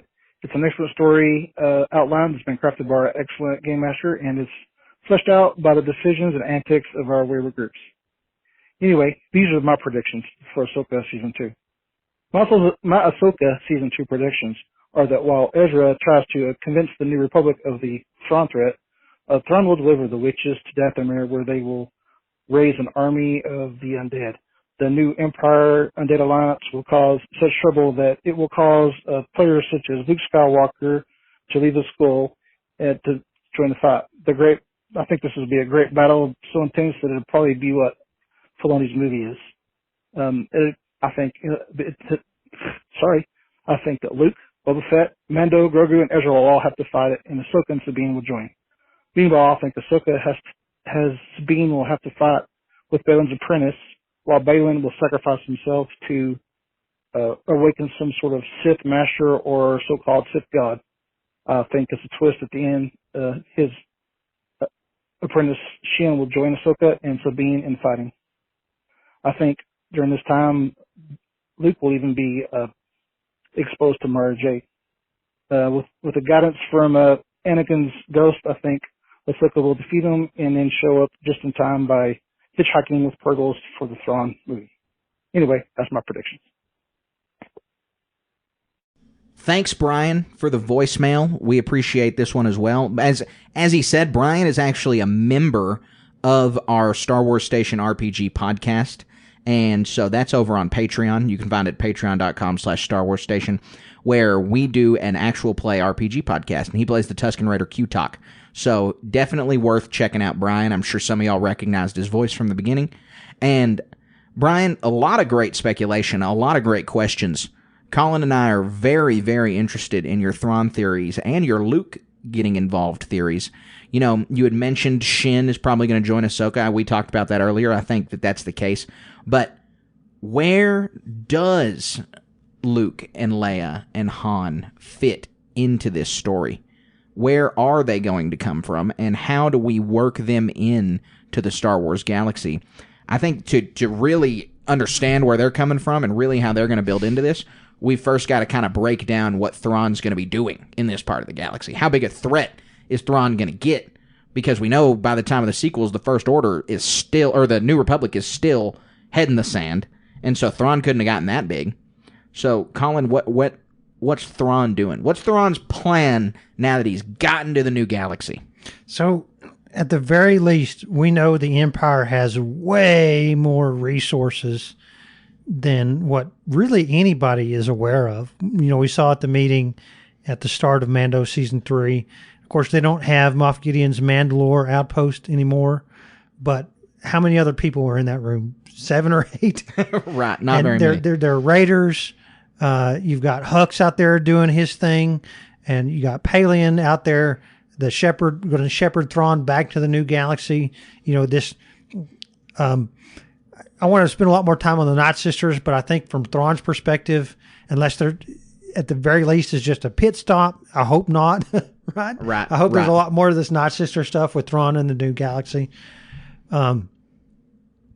But gosh, I mean, really, it's just a blank canvas. It is. I mean, what's going on Dathomir, and how close is Thrawn's relationship with these witches? Because you'd think old school Thrawn, where he doesn't really like the Force and all he cares about is the Empire, drops those witches off, boom, orbital bombardment on the planet. They're going to be a problem. He just needed him to get here, kick him out, throw him out the airlock. And Thrawn's not ruthless like that, but, you know, really his goals and motivations, like what is going to happen with Dathomir? How is that alliance? This is the question. Is that alliance built on convenience and it's going to break next season or in the future film? Or is that a more fused together alliance than we realize? I don't think it's I think it's a fused together alliance. I think there's, you know, from a warped, twisted perspective, Thrawn's people and the Night Sisters people are oppressed by the New Republic. Right. That's how they feel. Yeah. So they're, on some level, they're there to seek vengeance and repopulate the galaxy with their ideals. You know, the Night Sisters, you know, I think the reality is we don't know enough about them, especially a presence of them that's this large. You know, they wanted to get from the old galaxy to the new, from their perspective, from the old to the new. And so the reality is we have no idea. We knew what Towson's motivations were, and she was like, not much. You know, she wanted to exist on Dathomir and do her own little thing. I mean, she wasn't sending out sorties and trying to influence the ways, you know, people saw her as a threat and potentially and wipe them out, right? Mm-hmm, mm-hmm. And so, and then from the perspective of the Republic, they don't have any idea about these Night Sisters. Right. Ezra didn't mention it. They didn't have time or whatever. They don't have clue. And so, gosh, what does this mean? I mean, zombies are not off the table. I think it's more than that, really. Well, and I think the fairest and easiest speculation, I take it almost as fact at this point, which may be irresponsible because we can take nothing as fact, but there's got to be Night Sister bodies in the boxes, right? Yeah. And they're getting revived. It's the Night Sisters are going to have an army of awoken Night Sisters or revived Night Sisters. Take your pick. Don't really think that the distinction matters that much. But we know that what's in the boxes is bodies. Like that's a given to me. Just as much as the Eye of Sion is a vehicle for Thrawn to get back to his galaxy, is a colony ship for the sect of Night Sisters that previously existed in that galaxy, on the Peridea galaxy. Exactly. Anyone saying that the Eye of Sion wasn't a hyperspace ring, you were wrong. It was clearly a hyperspace ring. And anyone saying it's not bodies in the Night Sisters thing, I'm ready next year to tell you, sorry, you were wrong again. It was bodies in the Night Sisters. So, and then as far as like the relationship between Thrawn, I think there's, you know, in Thrawn's speech, I read it in the last episode, you know, he, you know, underestimate the Jedi, never again. Right. And so, the Night Sisters are going to be forever indebted to Thrawn. And it's more of at this point, it's more of a analog to the Thrawn trilogy book, Timothy Zahn's books. You know, Thrawn was in that. Who was Sabaoth? The Night Sisters are Sabaoth at this point because they're going to be his. The sisters are going to be Thrawn's mechanism to manipulate the Force. I mean, he essentially, the galaxy. way that they felt Ahsoka in the Graveyard Ring, it's very similar to how George Sabaoth does many things for Thrawn in the trilogy. Sensing people, being able to move things around in space, being able to time things without being able to see it. You know, Thrawn pulls the wool over the New Republic's eyes for a while in the Heir to the Empire trilogy, simply through George Sabaoth's use of the Force. And so I think that analogy is perfect. The Night Sisters are filling that role. And going deeper into it, the sisters are going to, just as much as Thrawn used them to get to the other galaxy, the sisters use Thrawn as a means to do so. Right. And so they're going to have their own motivations, their own machinations, to do something that Thrawn has no clue about. Well, and that's what makes me think that the relationship could deteriorate. That's the only reason I bring up the fact that maybe it's an alliance of convenience and they will find that that's ultimately the killer. But just like Sabaoth and Luke, or it's not Sabaoth and Luke, Sabaoth and Thrawn in the books. I mean, they have diverging goals. And so, you know, we'll see that. And speaking of Thrawn in the Heir to the Empire trilogy, I want to ask, we didn't get Thrawn as an art connoisseur at all in this. So, for anyone who doesn't know, if you've just watched Ahsoka, you didn't watch Rebels, you haven't read anything about Thrawn, well, in Rebels and in the expanded universe, Thrawn is basically an art connoisseur. Most of his tactics are based around, you know, researching someone's art, like a society's art, in the best way to beat them. So he would be researching the New Republic's art and learning things by looking at that, strengthening his tactics by learning from their art. He didn't really have a way to do that in this. And Ahsoka's an individual. What is Jedi art? Like, there's a bunch of things where it wouldn't have worked in season 1. But do you expect us to get that Thrawn back again? Or is that just an aspect of the character that's going to be too difficult for them to explain, and so they're just not going to touch it? I mean, they touched on it so much in that cartoon. You know, if he's going to cross blades with Hera, that's exact. What was the Mandala? The Calicori. Calicori? Mandala. I don't know where that came from. I don't know. That's a Calicori. Probably, I want to look it up. But yeah, it better come back, that whole thing. I hope so. I mean, it's a big part of his character, especially in the books. So, Colin, I now think that we are going to drift into speculation, not just for Ahsoka Season 2, and maybe not just for the Mandoverse movie, but we're getting into some wider Star Wars speculation here, where we're going to be seeing a lot of plot lines to develop across a few different shows and a few different properties and a few different movies. And so I think now is a good time to play the voicemail from our dear listener, Rural Farm Boy.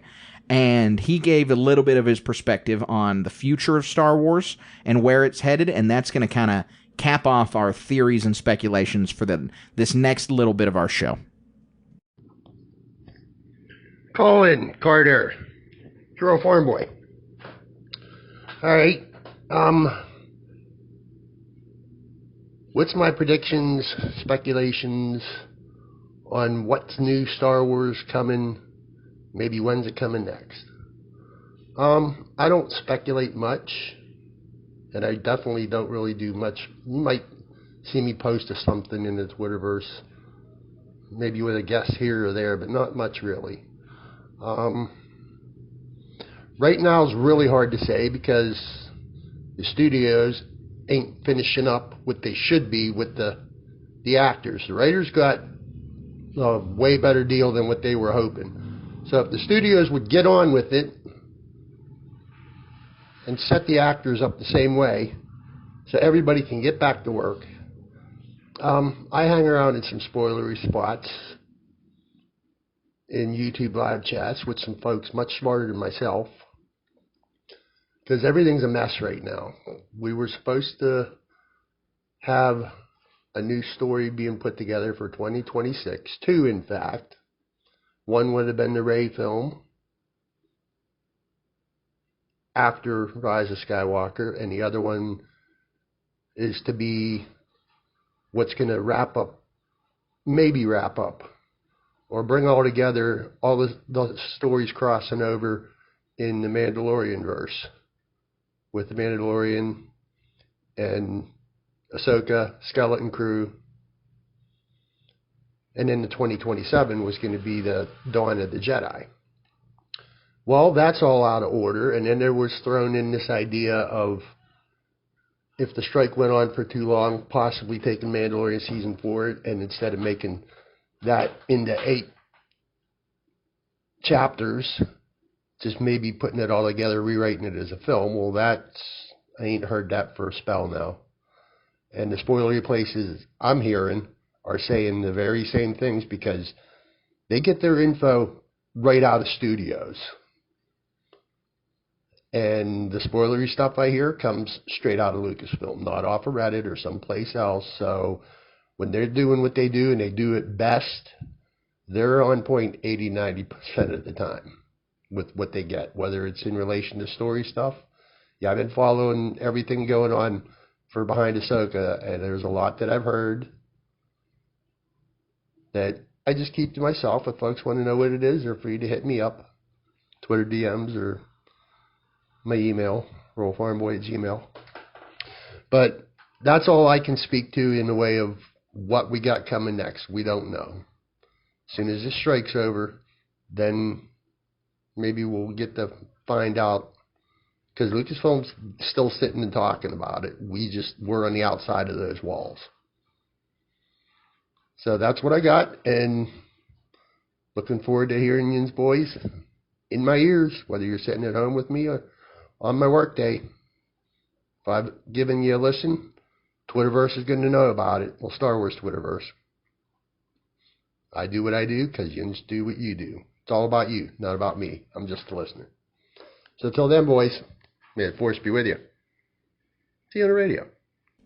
RFB, thanks for sending in your thoughts. We appreciate it. I think that all of your comments are a great jumping off point for what's going to be happening in the Star Wars galaxy next, what's going to be happening in other shows next, and how I don't know about Colin, I think Ahsoka has massive repercussions for a bunch of Star Wars properties. I mean the whole enchilada. No Andor Season 2 repercussions, probably no Acolyte repercussions, but I think that's it, honestly. I think that everything else is going to get touched somewhat by Ahsoka, at least in live action. And so I want to hop into that right now. And Colin, let's just start talking. On the horizon, coming up next, is the Skeleton Crew show. And we've got some news in our news segment coming up later about the Skeleton Crew show, but suffice it to say that part of the description for this show is that it takes place in a brand new galaxy. I wonder where that is. Yeah, exactly. And so I don't think we're getting a third galaxy here. I think that they took the time to introduce Ahsoka in Peridia, and now we're going to get the Skeleton Crew gang in this new galaxy somehow. Yeah, and so what do we know about this? Jaleel White, who played Steve Urkel's in it. He plays a pirate. He plays a pirate. Vane, the pirate from The Mandalorian, is a villain in it. Yeah, the cowardly pirate who ran away. Which means didn't die with his comrades. Presumably means he also gets transported to this galaxy, unless he's just an antagonist at the beginning or the end, because it sounds like the whole show takes place in this new galaxy. Yeah, I mean, it's super interesting, and the show follows Jude Law as a Jedi and kids being rescued somehow. I mean, the details are real vague at this point, right? Mm-hmm. They're keeping a lot close to the chest with this show. And I think it's going to be a lot of fun as far as how it interacts. I mean, it could be just another setup show. Yeah, right. I think that, we know it ties into the Mandoverse pretty heavily. I bet it's safe to assume it's going to have 8 episodes like the other Mandoverse shows. Honestly, I think we might have another sleeper hit on our hands, kind of like Andor, not in the same tone as Andor whatsoever. This has been described as Goonies meets Star Wars, so not like Andor. But what I mean is, people's expectations, to me, feel like they're really low for this show. No one's talking about it. We don't have a lot of news on it. But as far as reports go, we're getting it in January, and that's pretty soon. And so I think that this show could have it could be a hit. It could perform better than they expect. And so there's a lot of ways they could connect it to Ahsoka, bringing it into this galaxy. Do Sabine and Ahsoka meet these kids, run into these kids? Perhaps.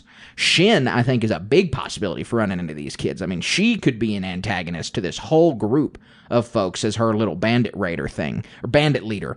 But it's just, there's a lot floating around about where that show is headed, but I bet that it ties into Ahsoka pretty heavily with this new galaxy stuff. I hope so, and at least peripherally. But the cynic in me wants to be like, this is another Miss Marvel or something. And I hope not, man. I want to be wrong. But, Disney's has the peaks and the valleys. And I guess we'll just see. I want it to be better. The Disney needs to put more out about this show. But why do you think it's going to be bad? Why are you assuming at the beginning that it's not going to be very good? Because they haven't put enough out about it. They hyped Ahsoka up so much. We hyped up Mandalorian so much. We're 3-4 months away from this, and what we've told you is what we know. They didn't hype Mandalorian season 1 up at all. They didn't give us any hype for that show. We didn't know about Grogu. We didn't know about the whole plot line for that show when it first came out in season 1. We had no idea. And we also didn't know much about Andor. And again, Andor was a sleeper hit. It didn't have the viewing numbers that the other shows did, but it got nominated for so many awards. Diehard Star Wars fans loved it. I don't think that you can judge Skeleton Crew and say that it's going to be anything. I remember the in the course of them making the Mando show, they said they were making it and spending like $10 million an episode or something like that. Yeah, the same. They were spending the Game of Thrones number, whatever it was. Yeah, they were spending the same as Game of Thrones. How much have they spent on an episode of Skeleton Crew? We don't know. That's not. That information's not released. But why would you assume the worst? Well, they're not hyping the show. I mean, we had this. It is not. They can't hype the show because the SAG-AFTRA strike right now. It would be a. They can advertise stuff. Yeah, they can't. They cannot hype it in any normal way. They can't hit the late night circuit. They can't go around and have their actors promoted at any kind of premiere events. They can't premiere early until the strike is over. This is all a result of real world situations. They never interrupt current programming to promote something, so they had to wait till Ahsoka was over. Ahsoka's only been over a week. Yeah. I mean, they could have had a bumper on the end of Ahsoka and be like, hey, our next show is this. There needs to be more. And just like Solo, that's one of the big criticisms that they didn't hype it or whatever it was back then. People felt that was a shortcoming. I feel like this is a shortcoming. I don't know. I disagree there too, because that's a movie and not TV. It's totally different how you hype these TV shows have movie budgets. They don't. They know this, and I don't think Skeleton Crew has a movie budget, and I think that they're expected to make considerably more on the movies than they are on the TV shows. They know. Well, they're not making any money on these TV shows. We've seen that. Yeah, we've seen that with all the Disney Plus reports and the continuing loss in subscribers. But you can't blame not advertising Skeleton Crew on a loss in revenue for Disney Plus's subscribers. No, but again, that's my speculation. Okay, I don't think. We just don't know enough to be excited about it. I mean, I will not say that I'm excited about it, Skeleton Crew, because it's probably the property I'm the least excited about. As we should be. I think it's probably the thing I'm the least excited about because we don't know anything about that. But I think that's a good thing because when I have gone into Star Wars stuff without high expectations, it's happened once, and that was with Andor, and I was blown away. And so right now it's 1 for 1 on not advertised well and being great for Star Wars TV. And so I think it's going to be the same thing. Yeah. I mean, like with Rogue One, it was just teased that there was a Vader scene in that movie. And was it teased? I don't remember it being teased. It was a rumor. It was a rumor. I do remember you're right. There was a rumor. But rumors or leaks, I mean, like if you were able to go back and trace that stuff, somebody from Lucasfilm leaked it or did whatever, and I will say, speculation, but intentionally. Right? I disagree. I don't think so. And all intentional leaks happen all the time. Everywhere. Oh, they do happen all the time. I just think the Vader scene, no way that was intentionally leaked. That was the big moment.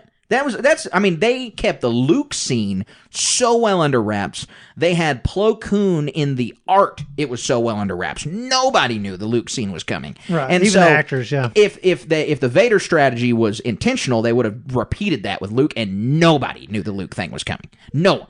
There's not a soul out there. If they claim they did, they're lying about it. Yeah. And so I think that if the Vader, because everyone loved the Vader scene, so the strategy would have worked if they had released it, but they would have repeated that, and they haven't. So I don't think that was an intentional leak. All speculation. We'll never know. Yeah. We'll never know. So the next presumed show to come out after Skeleton Crew that will have to do with this. They'll suffer repercussions from this. We know we're going to get Acolyte. We're going to get the Bad Batch Season 3. We're going to get Andor Season 2. But within this sphere, within the New Republic timeline, it's assumed that we're going to get a Mandalorian Season 4. We don't know if we are or not. We don't know when that'll crop up. We don't know if it's just going to lead into the movie. But Jon Favreau said that season 4 is written. He's got it down. It's ready to go. And I think that with Thrawn coming back to the new galaxy, that Mandalorian season 4 is going to start leaning more heavily on the Thrawn threat. And I think there's a few ways that we can justify this, because it's going to be leading into the Mandoverse movie that Dave Filoni is going to be directing. So he's said Thrawn's the big bad of that. Mandoverse movie is an acceptable term a bunch of people use, and so Mando is going to be heavily involved, and we have to introduce Mando to Thrawn. We have to get Thrawn as a fearsome entity before the movie. And so I think that with the wrap at the end of season 3, killed Gideon off, main bad guy Mandalorian's dead, they had a comfortable end, Iris into them hanging out at their house. That was the end of that entire arc, that trilogy, if you will, of 3 Mandalorian seasons. And now season 4 is going to begin Thrawn as their big threat. Thrawn's going to be antagonizing Mando and Grogu, probably not directly. Probably it's just a byproduct of what his plans are for the galaxy. But if you look at a map of the galaxy, Mandalore and Dathomir are right beside each other. They are super close together. Like, they're as close as you can get to Star Wars planets other than being right on top of each other. And so I think there's going to be this conflict. Bo-Katan is going to recognize this threat on Dathomir. She's going to engage Thrawn. It's going to draw Mando and Grogu in, and this is going to start to really trickle Thrawn as the big New Republic threat crescendoing into the movie. Yeah, and I'll agree with you there. In Mando season 3, we had Katie O'Brien. What was the character she played? Eli Kane. Eli Kane, and then Dr. Pershing, right? They had their cool little episodes and little parts in there. But, the Mandalorians just reclaimed their home world and got rid of the Imperial contingent, like you said. Dathomir's so close. There's nothing stopping them from interfacing with, seeking out all this other Imperial. Maybe they'll find something in the databanks of, this room that they had this meeting, this holo meeting on, was presumably in there. Maybe they'll find some recordings or something. Be like, we need to go out and pursue these other Imperials. And that'd be a really cool aspect. Well, and we have the Shadow Council in season 3. They're expecting Thrawn's return. And we've got all this stuff that is a little disjointed, because we've got the rise of the First Order. Is that related to Thrawn? We've got these Imperial Praetorian Guards that are clearly they are the same guys in the First Order. And we have this connection between these groups that continues to build and continues to bubble up, but we don't have a clear path and a clear line. One of our voicemails has tried to draw a clear line between Thrawn and the sequels, and I think connecting that Mandalorian Season 3 stuff and all of that visual moving the Empire closer to the First Order, to Thrawn. And so let's give this voicemail a listen right here.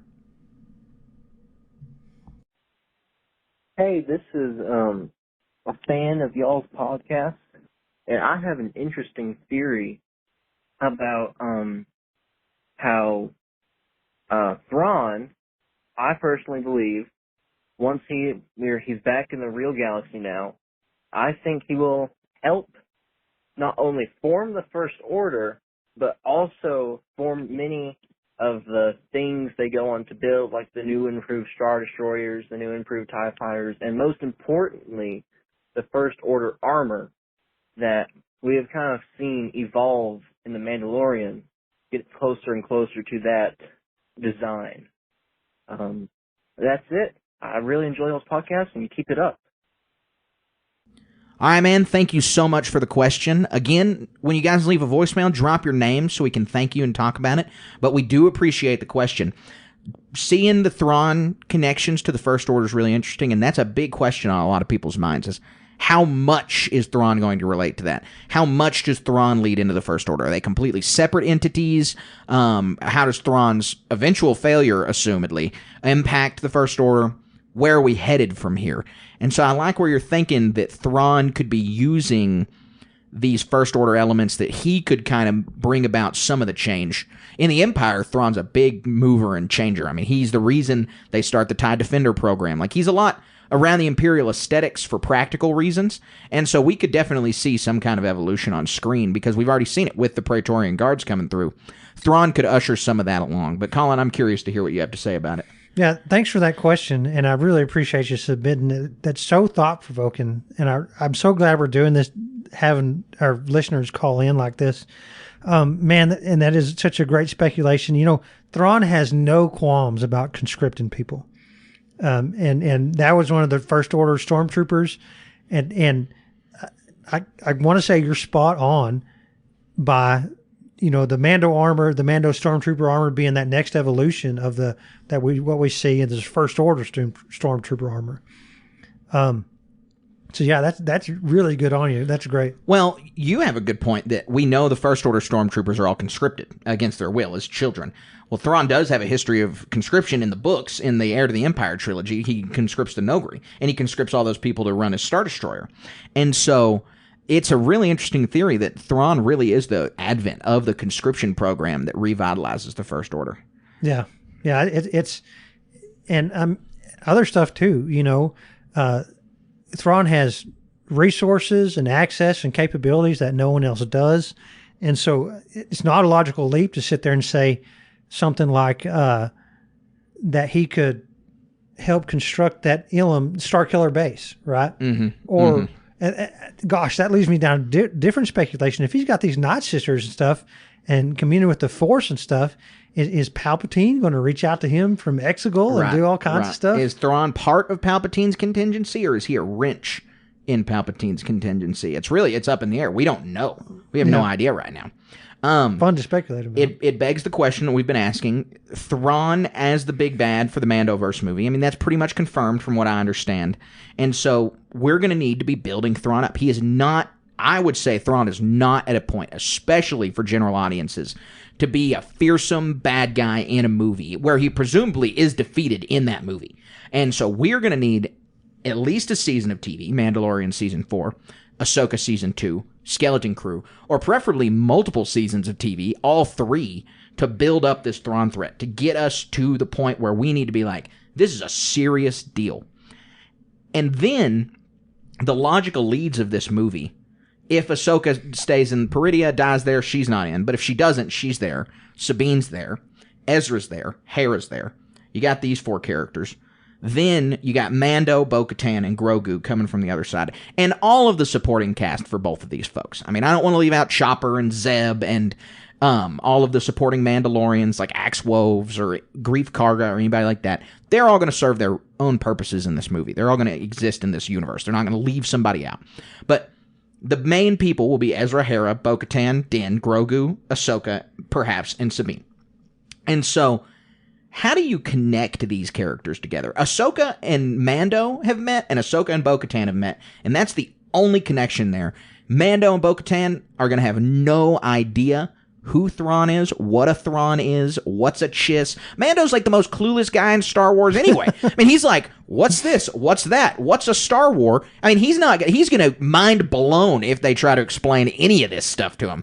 And so he's like average guy. And so how are they going to connect these characters for this big epic story that we assume is coming? Yeah, gosh, it makes me think of a scene from the Thrawn books, Timothy Zahn's. Luke is... Well, they're all Timothy Zahn's. You mean the expanded universe Heir to the Empire ones? Heir to the Empire ones, yeah. Where Luke is cruising along in his X-Wing, and Thrawn, with the help of an interdictor cruiser, yanks Luke out of hyperspace. And he's able to dash away using some ingenuity. And I can't help but substitute Din and Grogu in that situation somehow. Yeah. That'd be really cool. They just get pulled out of space for whatever reason. And escape by the skin of their teeth. Mm-hmm, mm-hmm. And just thinks Thrawn likes to radio in and be like, hey, I sense a powerful, my witch cohort here tells me there's a powerful Force presence. Why don't you come in and talk? And, of course, Grogu's going to be shaking his little head with the ears flopping there. Right. And they'll zip away, but to be rescued by somebody else. Mm-hmm. Well, and to your point, in Mandalorian Season 2, Mando and Boba Fett and Fennec are, like, stunned that Moff Gideon has a light cruiser. They're about to see a Star Destroyer. It's going to be a big deal. It's going to scare a lot of people. I mean, it's for some people, just random people in the galaxy. Star Destroyer warps over your planet, worst day of your life. I mean, you just assume you're about to die. Like, it is the same as Armageddon coming to your world. And especially at this time period when the Empire is supposed to be defeated. I mean, that was the whole pretense around the First Order, and especially the Final Order, when they zip that Star Destroyer in and destroy Kijimi. It's like the Empire's been dead for 40 years, and they're all of a sudden back. Palpatine's back, and it's terrifying. And so the same thing can happen right here. And for Din and Grogu, it's going to be a big moment. It's going to be a big moment when they come across that. I really think between these shows, but between other movies as well, that we've got a plan. We've got maybe a better storyboarded plan. Actually, not even a maybe. Guaranteed a better storyboarded plan than we had going into the sequels. We know that story wasn't storyboarded. We know each movie was taken as an individual.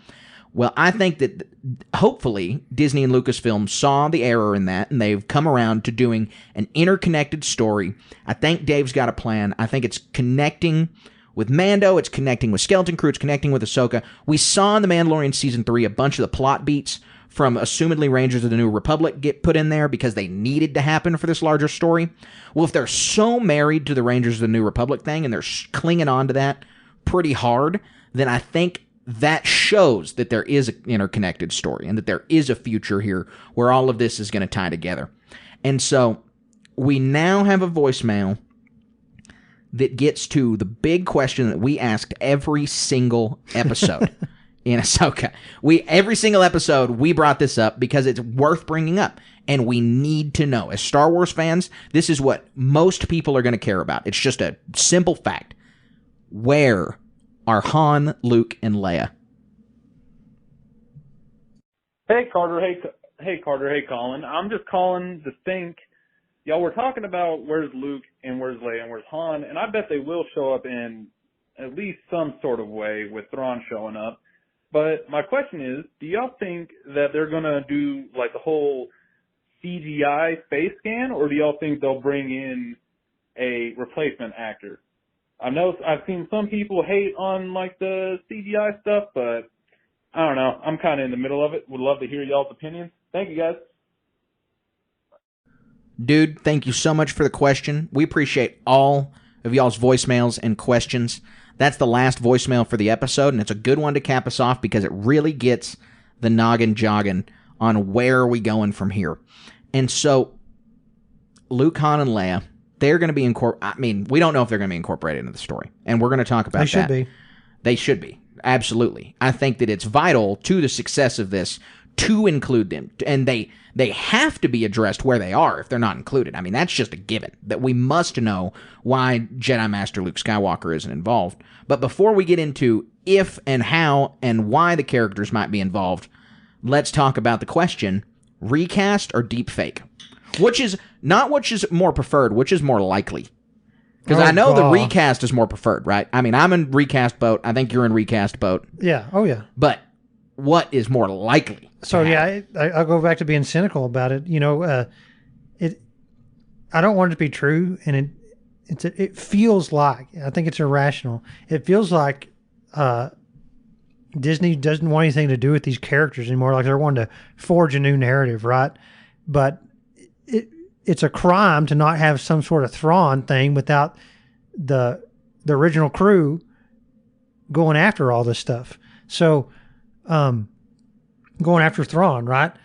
And that, like I said, the cynic in me says that they're just going to give some sort of deep fake head nod to these characters, where they just blurb in for a few scenes, say a couple lines, and then hand the keys to the Falcon to somebody else. Yeah. Well, we know Han gets it stolen at some point, so we'll see if they do. I think you're right. I think the deep fake's more likely. Yeah, I do.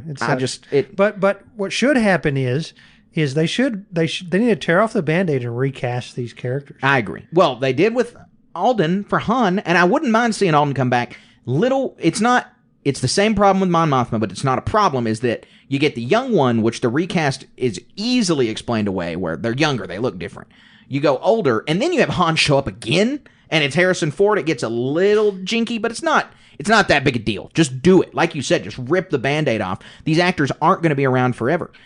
But the reason I think the deepfake is coming is because I just don't think they're going to be involved in the story as much as I would like them to be. As much as I think most Star Wars fans would like to see them involved in the story is that we're going to get them, you know, Han, Luke, and Leia are off on this mission, and we're going to get the big moment where they do something that saves the main heroes, Mando and Grogu and everybody else, but it's like 3 minutes, 5 minutes of the deepfake, of them saving them, just like The Mandalorian Season 2. You get the money shot with the trio in the cockpit of the Falcon, zoom in, shots just like in A New Hope, save the ship or whatever, and then that's it. And that's what we get. One, the deepfake obviously makes more sense if they're only on screen for 5 minutes, because then it's easy to deepfake. They don't have to worry about deepfaking Luke for a whole movie, deepfaking Leia or Han for a whole movie, just for a little bit of time. But then I really do think it takes away, because they could just do so much more if they just recast. Just get out there and do it. Right. So I think the more rational perspective is like, you know, the Mandoverse movie is Dave Filoni's going to be primarily his cast of characters, that his creation, and he was blessed enough to be able to bring Thrawn into this and have in the main continuity Thrawn's character arc be concluded along with Ahsoka's probably. And so you know, with the tour de force that the main gang would bring in would almost eclipse some of these characters if they had what we think they deserve their roles to be in this story. And so if you're going to have this original crew overshadow Dave Filoni's characters, well, he's not going to go for that. Right, right. And so, but the reality is I think they could dovetail into this just fine.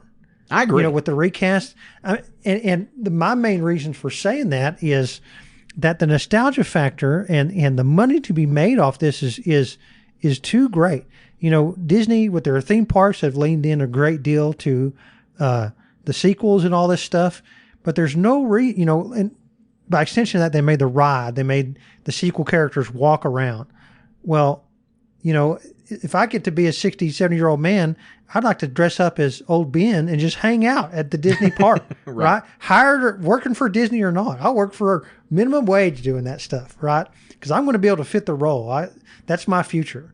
So my point is there's this monumental nostalgia opportunity here that so many other franchise and all this other things are capitalizing on, that is going to be able to, that Disney's leaving money on the table by not utilizing. I agree. I totally agree. And so we both hope for the recast. Is deepfake going to make me upset? Am I not going to watch it? No. As long as they do a good job. Even be happy with the deepfake, because it means we got Luke, Leia, and Han. It means that we got him there, which is more important to me than maybe anything else in the whole story. Yeah. I mean, I will be upset and I will be disappointed if they are not on screen. And the only other thing is I'll say, you know, if you have just these little bitty blurbs of deepfake characters, it's going to give ammunition to the bomb throwers that, like, it's just basic fan service. Yes. that is something like, you know, it's like a barker at a carnival. Hey, I got Luke Skywalker, I got Leia over here, come check it out. And it's some goofy ripoff that you don't want to see. That is exactly what the deepfake does. But if you do the recast and you dedicate them as real characters, I don't want them to take the spotlight from the new characters. I want to see what Grogu and Mando and Ezra and Hera and everybody are going to do in this new show. I just want Luke, Leia, and Han to be a part of it. Right. I just don't want them to be an afterthought. I don't want them to be forgotten, and I don't want them to be fan service either. I want there to be a reason they're there other than these people needed to be here. And so, like you said, I think it can be done. I'm just curious to see how it does it. And so, let's get into how they get in the story. Let's say they're going to be in the story. We heard the rumors. Oh, they've recast all three of them. They're in the story. So, how does it fit in the galaxy? I've got a couple ideas on it.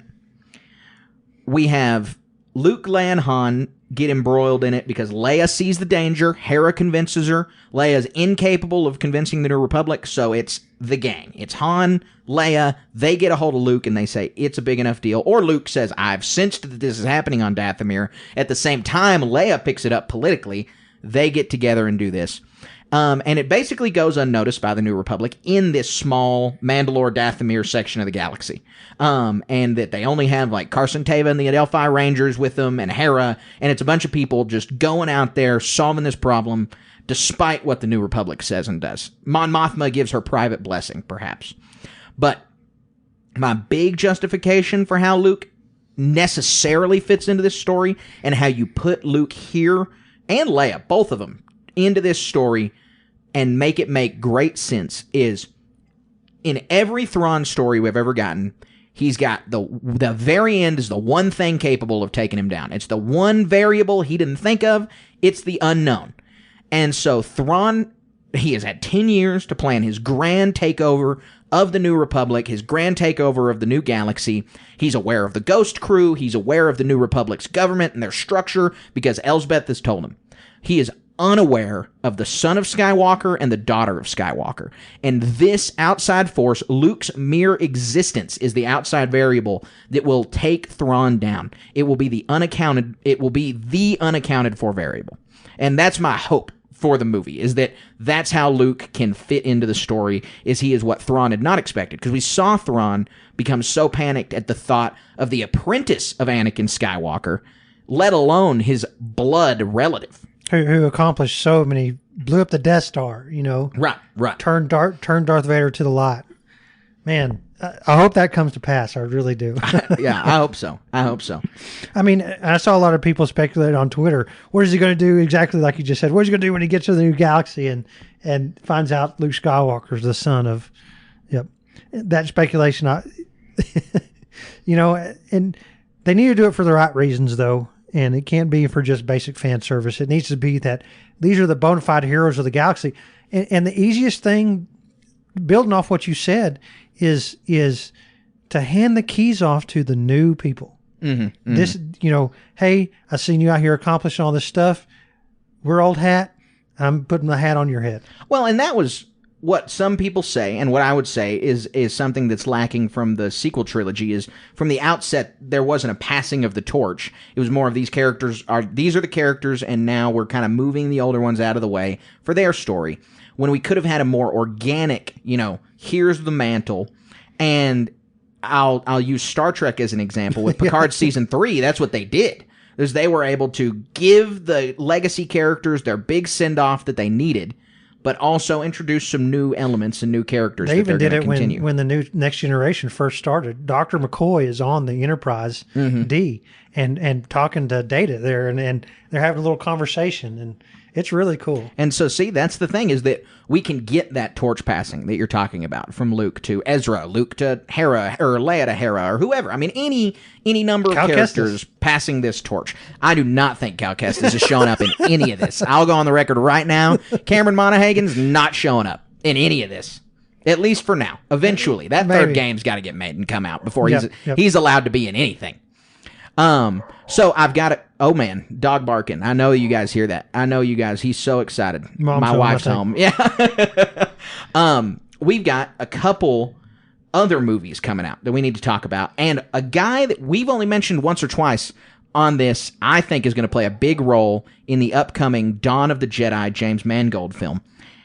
That's my boy, my favorite droid in the galaxy, Hu Yang, because Hu Yang's thousands and thousands of years old. He's been with the Jedi Order since their outset.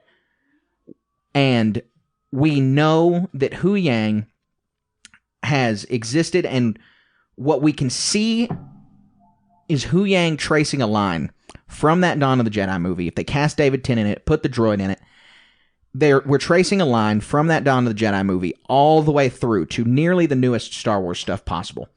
And it's a very George Lucas thing to do, and it's a good homage to George, because George always said that the Star Wars movies, the connective tissue, were 3PO and R2-D2. And so it continues this tradition of seeing the droids being the connective tissue.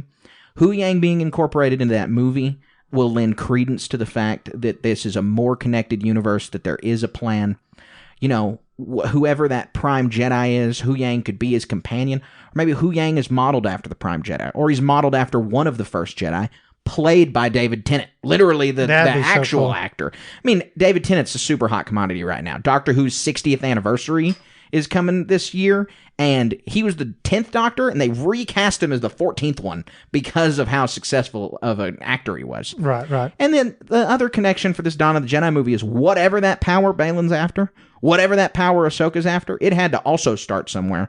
Why couldn't Kujet or Abeloth or the Rakata that we got introduced in Andor, of all places, or something else be this villain in the Dawn of the Jedi movie, and it shows up in Ahsoka? It just really gives us that necessary connectivity that I think the universe needs right now. With all these new elements introduced, we need to ground them back into the regular galaxy and back into the Star Wars lore. Yeah, they didn't make a really cool puppet just to put in a season of a TV show. Yeah, I hope not. I mean, I hope he shows up in the Rey film and is the connective tissue there. She can use Hu Yang in her new Jedi Order. The threat to that movie could come from Peridia or from the new galaxy. It's just a lot of possibilities to be able to connect these movies together if they want to. Yep, I'm spot on with that. That's such a good concept, and I'm really pumped for both of these films. Actually, I want to see more with Rey and what she accomplishes for sure. Yeah. No, I'm excited. I want to see all that. I think that we're in a good place. I'm more excited for Star Wars now than I have been since probably the Force Awakens trailer, or since I saw the Force Awakens in theater. It's just the future of Star Wars is bright. It is. There is no ceiling.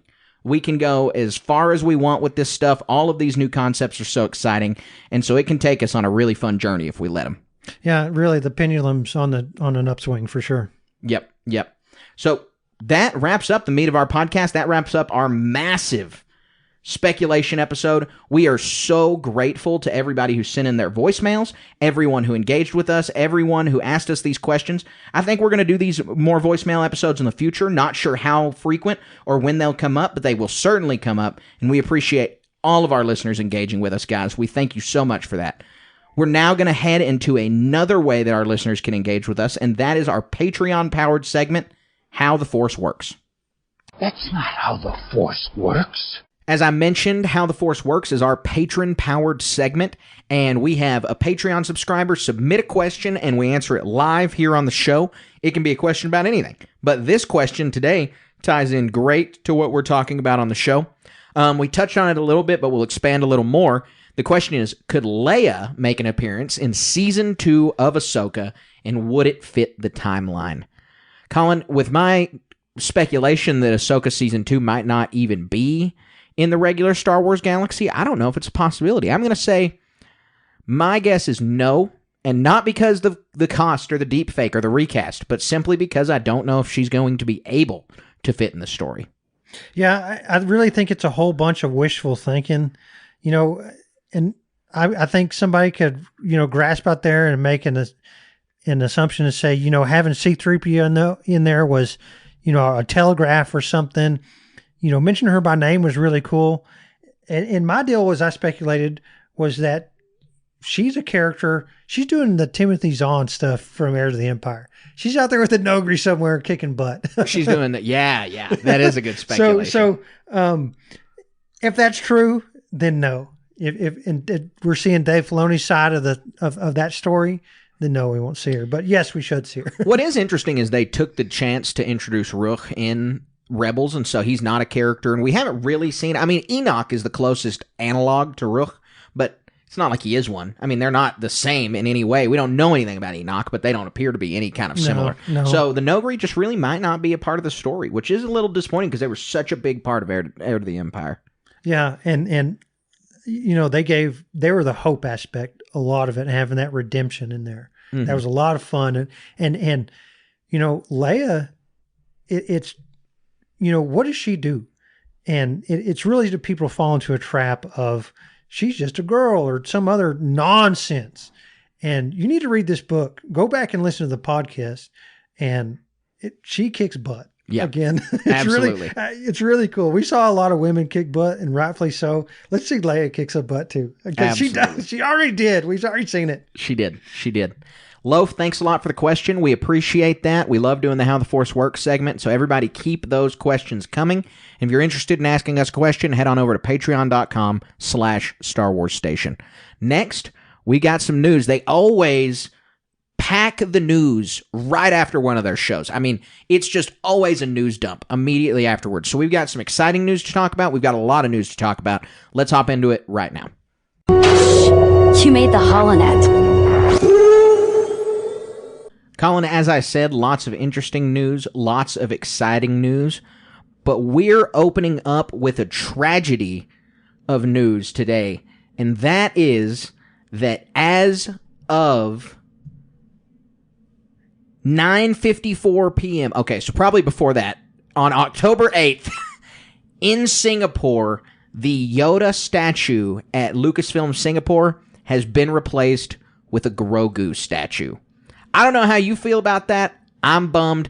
Obviously, the famous Yoda statue still stands at Lucasfilm's headquarters in California, but the Singapore Lucasfilm has elected to put Grogu in Yoda's place, and it just doesn't sit right with me. Is there any explanation as to why? No, not from what I can tell. It just appeared. It was just boom. Now there's Grogu, no Yoda. So, I mean, so we can only speculate. And, I've just scrolling through YouTube and stuff, you can find clips of why George Lucas created Yoda, and it's because killed Ben Kenobi off, and we know that story, right? And to me, it feels like the spirit of creation, right? And like George even says in that little blurb is, he has no backstory. We don't know the name of his race. It's the same thing we know a lot more of Grogu's backstory, but not where his basic origin is from, like how he came to be, like mom and dad, or even if that's a thing. And so the statue to me represents a spirit of creation, right? A physical representation of the spirit of creation. And so by swapping that statue out to Grogu is the next generation of that spirit of creation taking hold. I mean, Grogu was an amazing stroke of creativity. I mean, it cannot be understated how the world accepted Mando and Grogu. Like, it definitely blew outside of Star Wars fans, and not just mild fans. Like, everybody knows who Baby Yoda is. It's beyond imagining. I say to my children, "Hey, do you want to watch Mandalorian? It's got Grogu in it." Or they're like, "Oh, I don't know. I don't want to watch that." "Hey, do you want to watch the Grogu show?" "Oh yeah, let's go watch it." Right.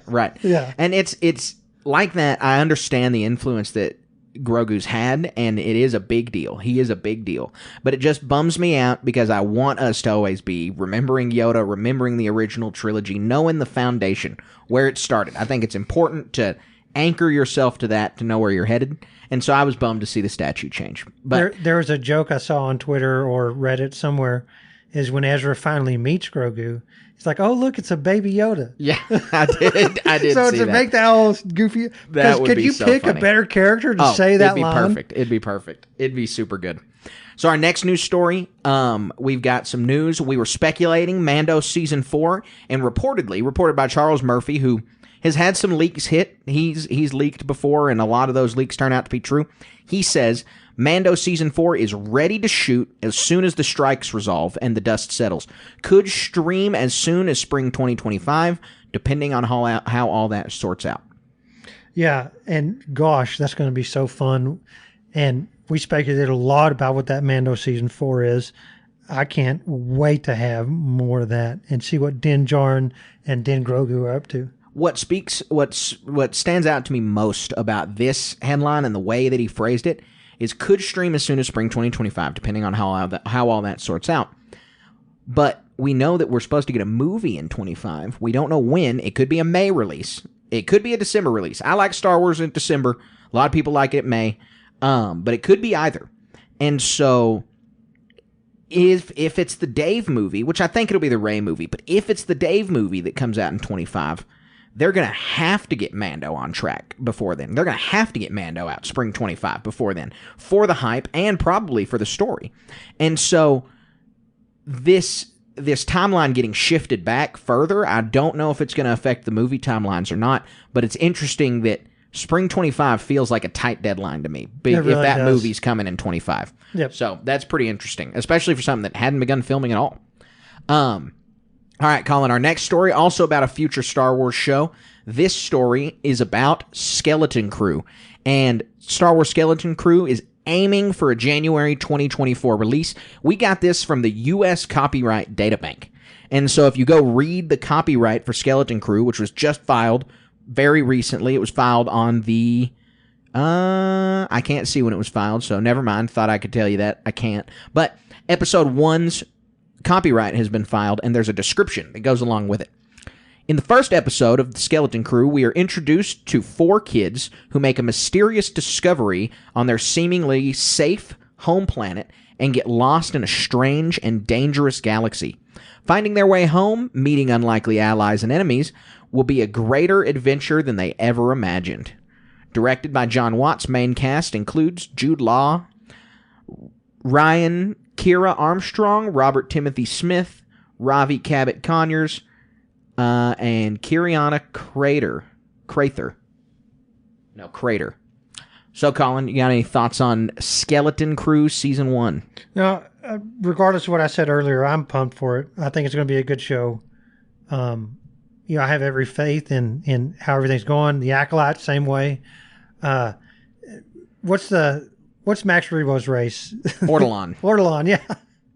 One of these kids is an Ortolan. That looks so fun. I know, I'm excited about that. I can't wait to explore that. I am excited about that. And Jaleel White and Vane. I mean, I don't think it's going to be bad. I haven't hated any Star Wars TV show that they've come out with. And so I am excited for it. And we'll see just how good it is. But I'm pumped. My expectations are limited. I actually honestly have no expectations, but I am pumped. New Star Wars is new Star Wars. Yes. So, our last story is reported by IGN. It's an IGN exclusive. And that is, I think it's going to be really exciting for you, Colin, because, you've recently been reading The High Republic. And so, we've learned that Star Wars Young Jedi Adventures, which is the toddler TV show, it's been really popular from what I understand. Lots of people with young kids say that they've enjoyed it. It seems like a cool entryway into Star Wars. I watched the shorts. I have not watched the show. I think I'm going to wait till I have a kid to watch the show. But in the latest episodes, we learn it takes place mere months before Phase 1 of the High Republic because some characters are introduced from it. Estella Maru, Loden Greatstone, Bel Zettifar, massive character from the High Republic, all introduced. And the Starlight Beacon itself will be visited by the main characters of the Young Jedi Adventures. Man, this is a stroke of genius by Lucasfilm, putting these characters in there. Like you said, Carter, I just finished the Phase 1 main books that talks about Starlight Beacon and Loden Greatstorm and Bel Zettifar. And when this news broke, it got a huge reaction on Twitter speculating about why are these characters going here? Right. How are you going to do this to us? Showing Loden on the screen like this. For real. And then the only other thing I want to point out is this is going to come out in 2024, right? So on our Discord channel, I think you had posted, we were talking about, 2024 seems like it's going to be a great year for Star Wars. Skeleton Crew, Acolyte, what'd you write? The Book of Boba Fett? Season 3? No, Tales of the Jedi Season 3. Tales of the Jedi Season 2. Or no, The Bad Batch Season 3 and Tales of the Jedi Season 2. Yeah, Bad Batch Season 3. Mando Season 4, right? There's a lot. You're like, what? No love for Young Jedi Adventures? I mean, seriously, this is a bona fide kid show. My kids enjoy this to an extent. But now... I want to see what Loden and Bel Zettifar are up to. I will be watching those episodes. I will be watching those episodes. I've been avoiding it. Like I said, I'm going to wait till I have kids. Really? Why would you? Why would somebody without children engage the show unless they're just like a total fanatic? Yeah, right? I mean, and look, I'm a huge Star Wars fan. Watched Resistance, enjoyed Resistance. I'm sure that I would find value in watching YJA. And if you watch the Young Jedi Adventures, more power to you. I'm just waiting. I'm just waiting it out. I'm going to have to watch it when I have a kid. It'll be on reruns all the time, hopefully. And so then I'll get to watch it then. I'll have a big episode backlog to catch up on. Yeah. But I mean, seriously, we're going to have a podcast segment on what happened in Young Jedi Adventures. We definitely will need to. Loden and Bel Zettifar. We definitely will need to. And for anybody, they're great characters. Loden, all of them, the whole thing is really cool. Yes, I'm a big High Republic fan, and I'm glad that you've been enjoying it so much. It's a lot of fun. It's a lot of fun. That's a guarantee. All right, Colin, that rounds up our news for this week. Lots of exciting news. And now we are going to hop into our final segment, and that is our Star Wars Moments of the Week. We would be honored if you would join us. All right, Vader, we are going to let you know our Star Wars Moments of the Week, starting with Colin. What's your Star Wars Moment of the Week? So, mine last week, or I forget exactly, I detailed how I went to Disney World and back to Batu once again, and I got to go to Savvy's lightsaber shop. Well, I'm not going to lug those things around Disney World, or let alone on a plane. So Disney graciously offers a service to let you ship whatever you buy at Disney World back to whatever address you want. So I have them shipped to one of my businesses. It's a lot easier to pick up packages there. And the first packages to arrive were Anakin's lightsaber and the custom lightsaber I made at Savvy's workshop. Nice. And the custom lightsaber I made has a purple lightsaber crystal. Mm-hmm. And to the chagrin of my son, he wanted me to do a green. I'm like, I can't make a lightsaber like this. You know, the power and control one, and it be green. I can literally, but it's like goes against they got to be red or purple. It'd be really weird to have a yellow one in there, right? Maybe you can. I don't know. I'm probably being silly, but I had fully intended to post to our Instagram to recreate the Darth Revan pic where he has his wrist crossed and both the lightsabers pointed downward, the purple in one hand and the red in the other. Mm-hmm. But the batteries were dead in my red one. So did you know they recently recreated that shot with a green and a red one for Luke Skywalker on the cover of a Star Wars comic? It looks really good. I'll send you the picture. What's the point of him having a red one? I haven't read it yet. I don't read the Star Wars comics as they're coming out. I only read them in the omnibuses. We got to figure that out now. Oh, there's a lot of interesting stuff happening over in those comics. I'm familiar with what's going on somewhat, and it sounds like they're a doozy. But that's a little bit of a tangent. You know what else is a doozy, though? The fact that I'm rewatching Andor once again. And that's my Star Wars moment of the week. That's awesome. It has to be on your list because we're going to have an ARC Troopers episode soon over the Narkina arc. And that's what spurred my rewatch. And so ARC Troopers is one of our other podcasts that we host on Patreon, where we talk about the best TV arcs in Star Wars. We're going to be doing Narkina for Andor soon. No guaranteed date on that, but soon. My memory is a little rusty. Remind me what that arc is. It's the Prison Break arc. Okay. Yeah, and so I just began it. I just finished the Aldhani arc, which is my favorite arc in Andor, is the Aldhani arc. I think it ekes out a little bit over Narkina, but regardless, I just started Narkina, and it's going to be another wild ride. I love rewatching Andor, man. It's just, it's not as rewatchable as The Mandalorian. Like The Mandalorian, you throw any one of those episodes on, you're going to have a good time. It's like a Star Wars movie. But Andor, it's just obviously getting to watch TV like that is so rewarding. It's awesome. It really is. And gosh, that Narkina arc. I remember when we watched that, how scared we were. It's a crazy how one. horrifying that thing on program. I'll mention that. Like we'll have a party at my house. My kids will be acting up, and I'll just say that as a joke, and they don't even know what it means. But it's mainly for the other people in the house who are like, you're, Star Wars. Yeah, you said a Star Wars. You're right. Yeah. It is funny. All right, man. Well, that wraps up this week's podcast episode. We had an awesome time doing the voicemails. We appreciate everyone who sent one in. We appreciate everyone who thought about sending one in. Please do next time. We love getting these voicemails. We love engaging with Station Nation. We appreciate all y'all's support. Now that Ahsoka is over, we're not going away. We're going to be here week by week. We're going to be covering everything we possibly can with Star Wars. To give you a little bit of a preview of what's to come next week, we're going to be tackling the From a Certain Point of View Return of the Jedi book. It is, we got the privilege to listen to the audiobook early, and it was really good, and I'm a huge fan of the From a Certain Point of View books. I think they're exactly what Star Wars needs, and so we're really excited to talk about that story next week. Yeah, I've read most of it. Gosh, just a little nuance you get in all these books is really good. Mm-hmm, mm-hmm. And then after that, we're going to have a Halloween episode for you guys. Not going to give away what that is, but we're going to be having a little bit of a Halloween special. But we've got a lot of stuff going on, guys. We have a brand new website, like we already mentioned on here, StarWarsStationPodcast.com. On that website is our brand new store. We're selling Star Wars Station t-shirts, and we have 2 different unique sticker designs. One supporting the New Republic, the other one supporting Hu Yang and B2 Emo. You're going to have to go check those out because we're really, really proud of those. Yeah, the website also has an archive. You know, we're in the midst of fleshing it all the way out, but if you want to recap all the Ahsoka episodes and see what's on there, but eventually you'll be able to easily scroll through and see our list of episodes that we have on there. Yeah, absolutely, absolutely. Guys, we appreciate it so much that you listen to this podcast. We appreciate your support. If you love the podcast, you've made it this far, please consider giving us 5 stars on Apple, on Spotify. Give us a like on YouTube, a subscription on YouTube. All of these things help us get ahead of the algorithm, stay relevant, and keep gaining new listeners, new followers, and growing our community.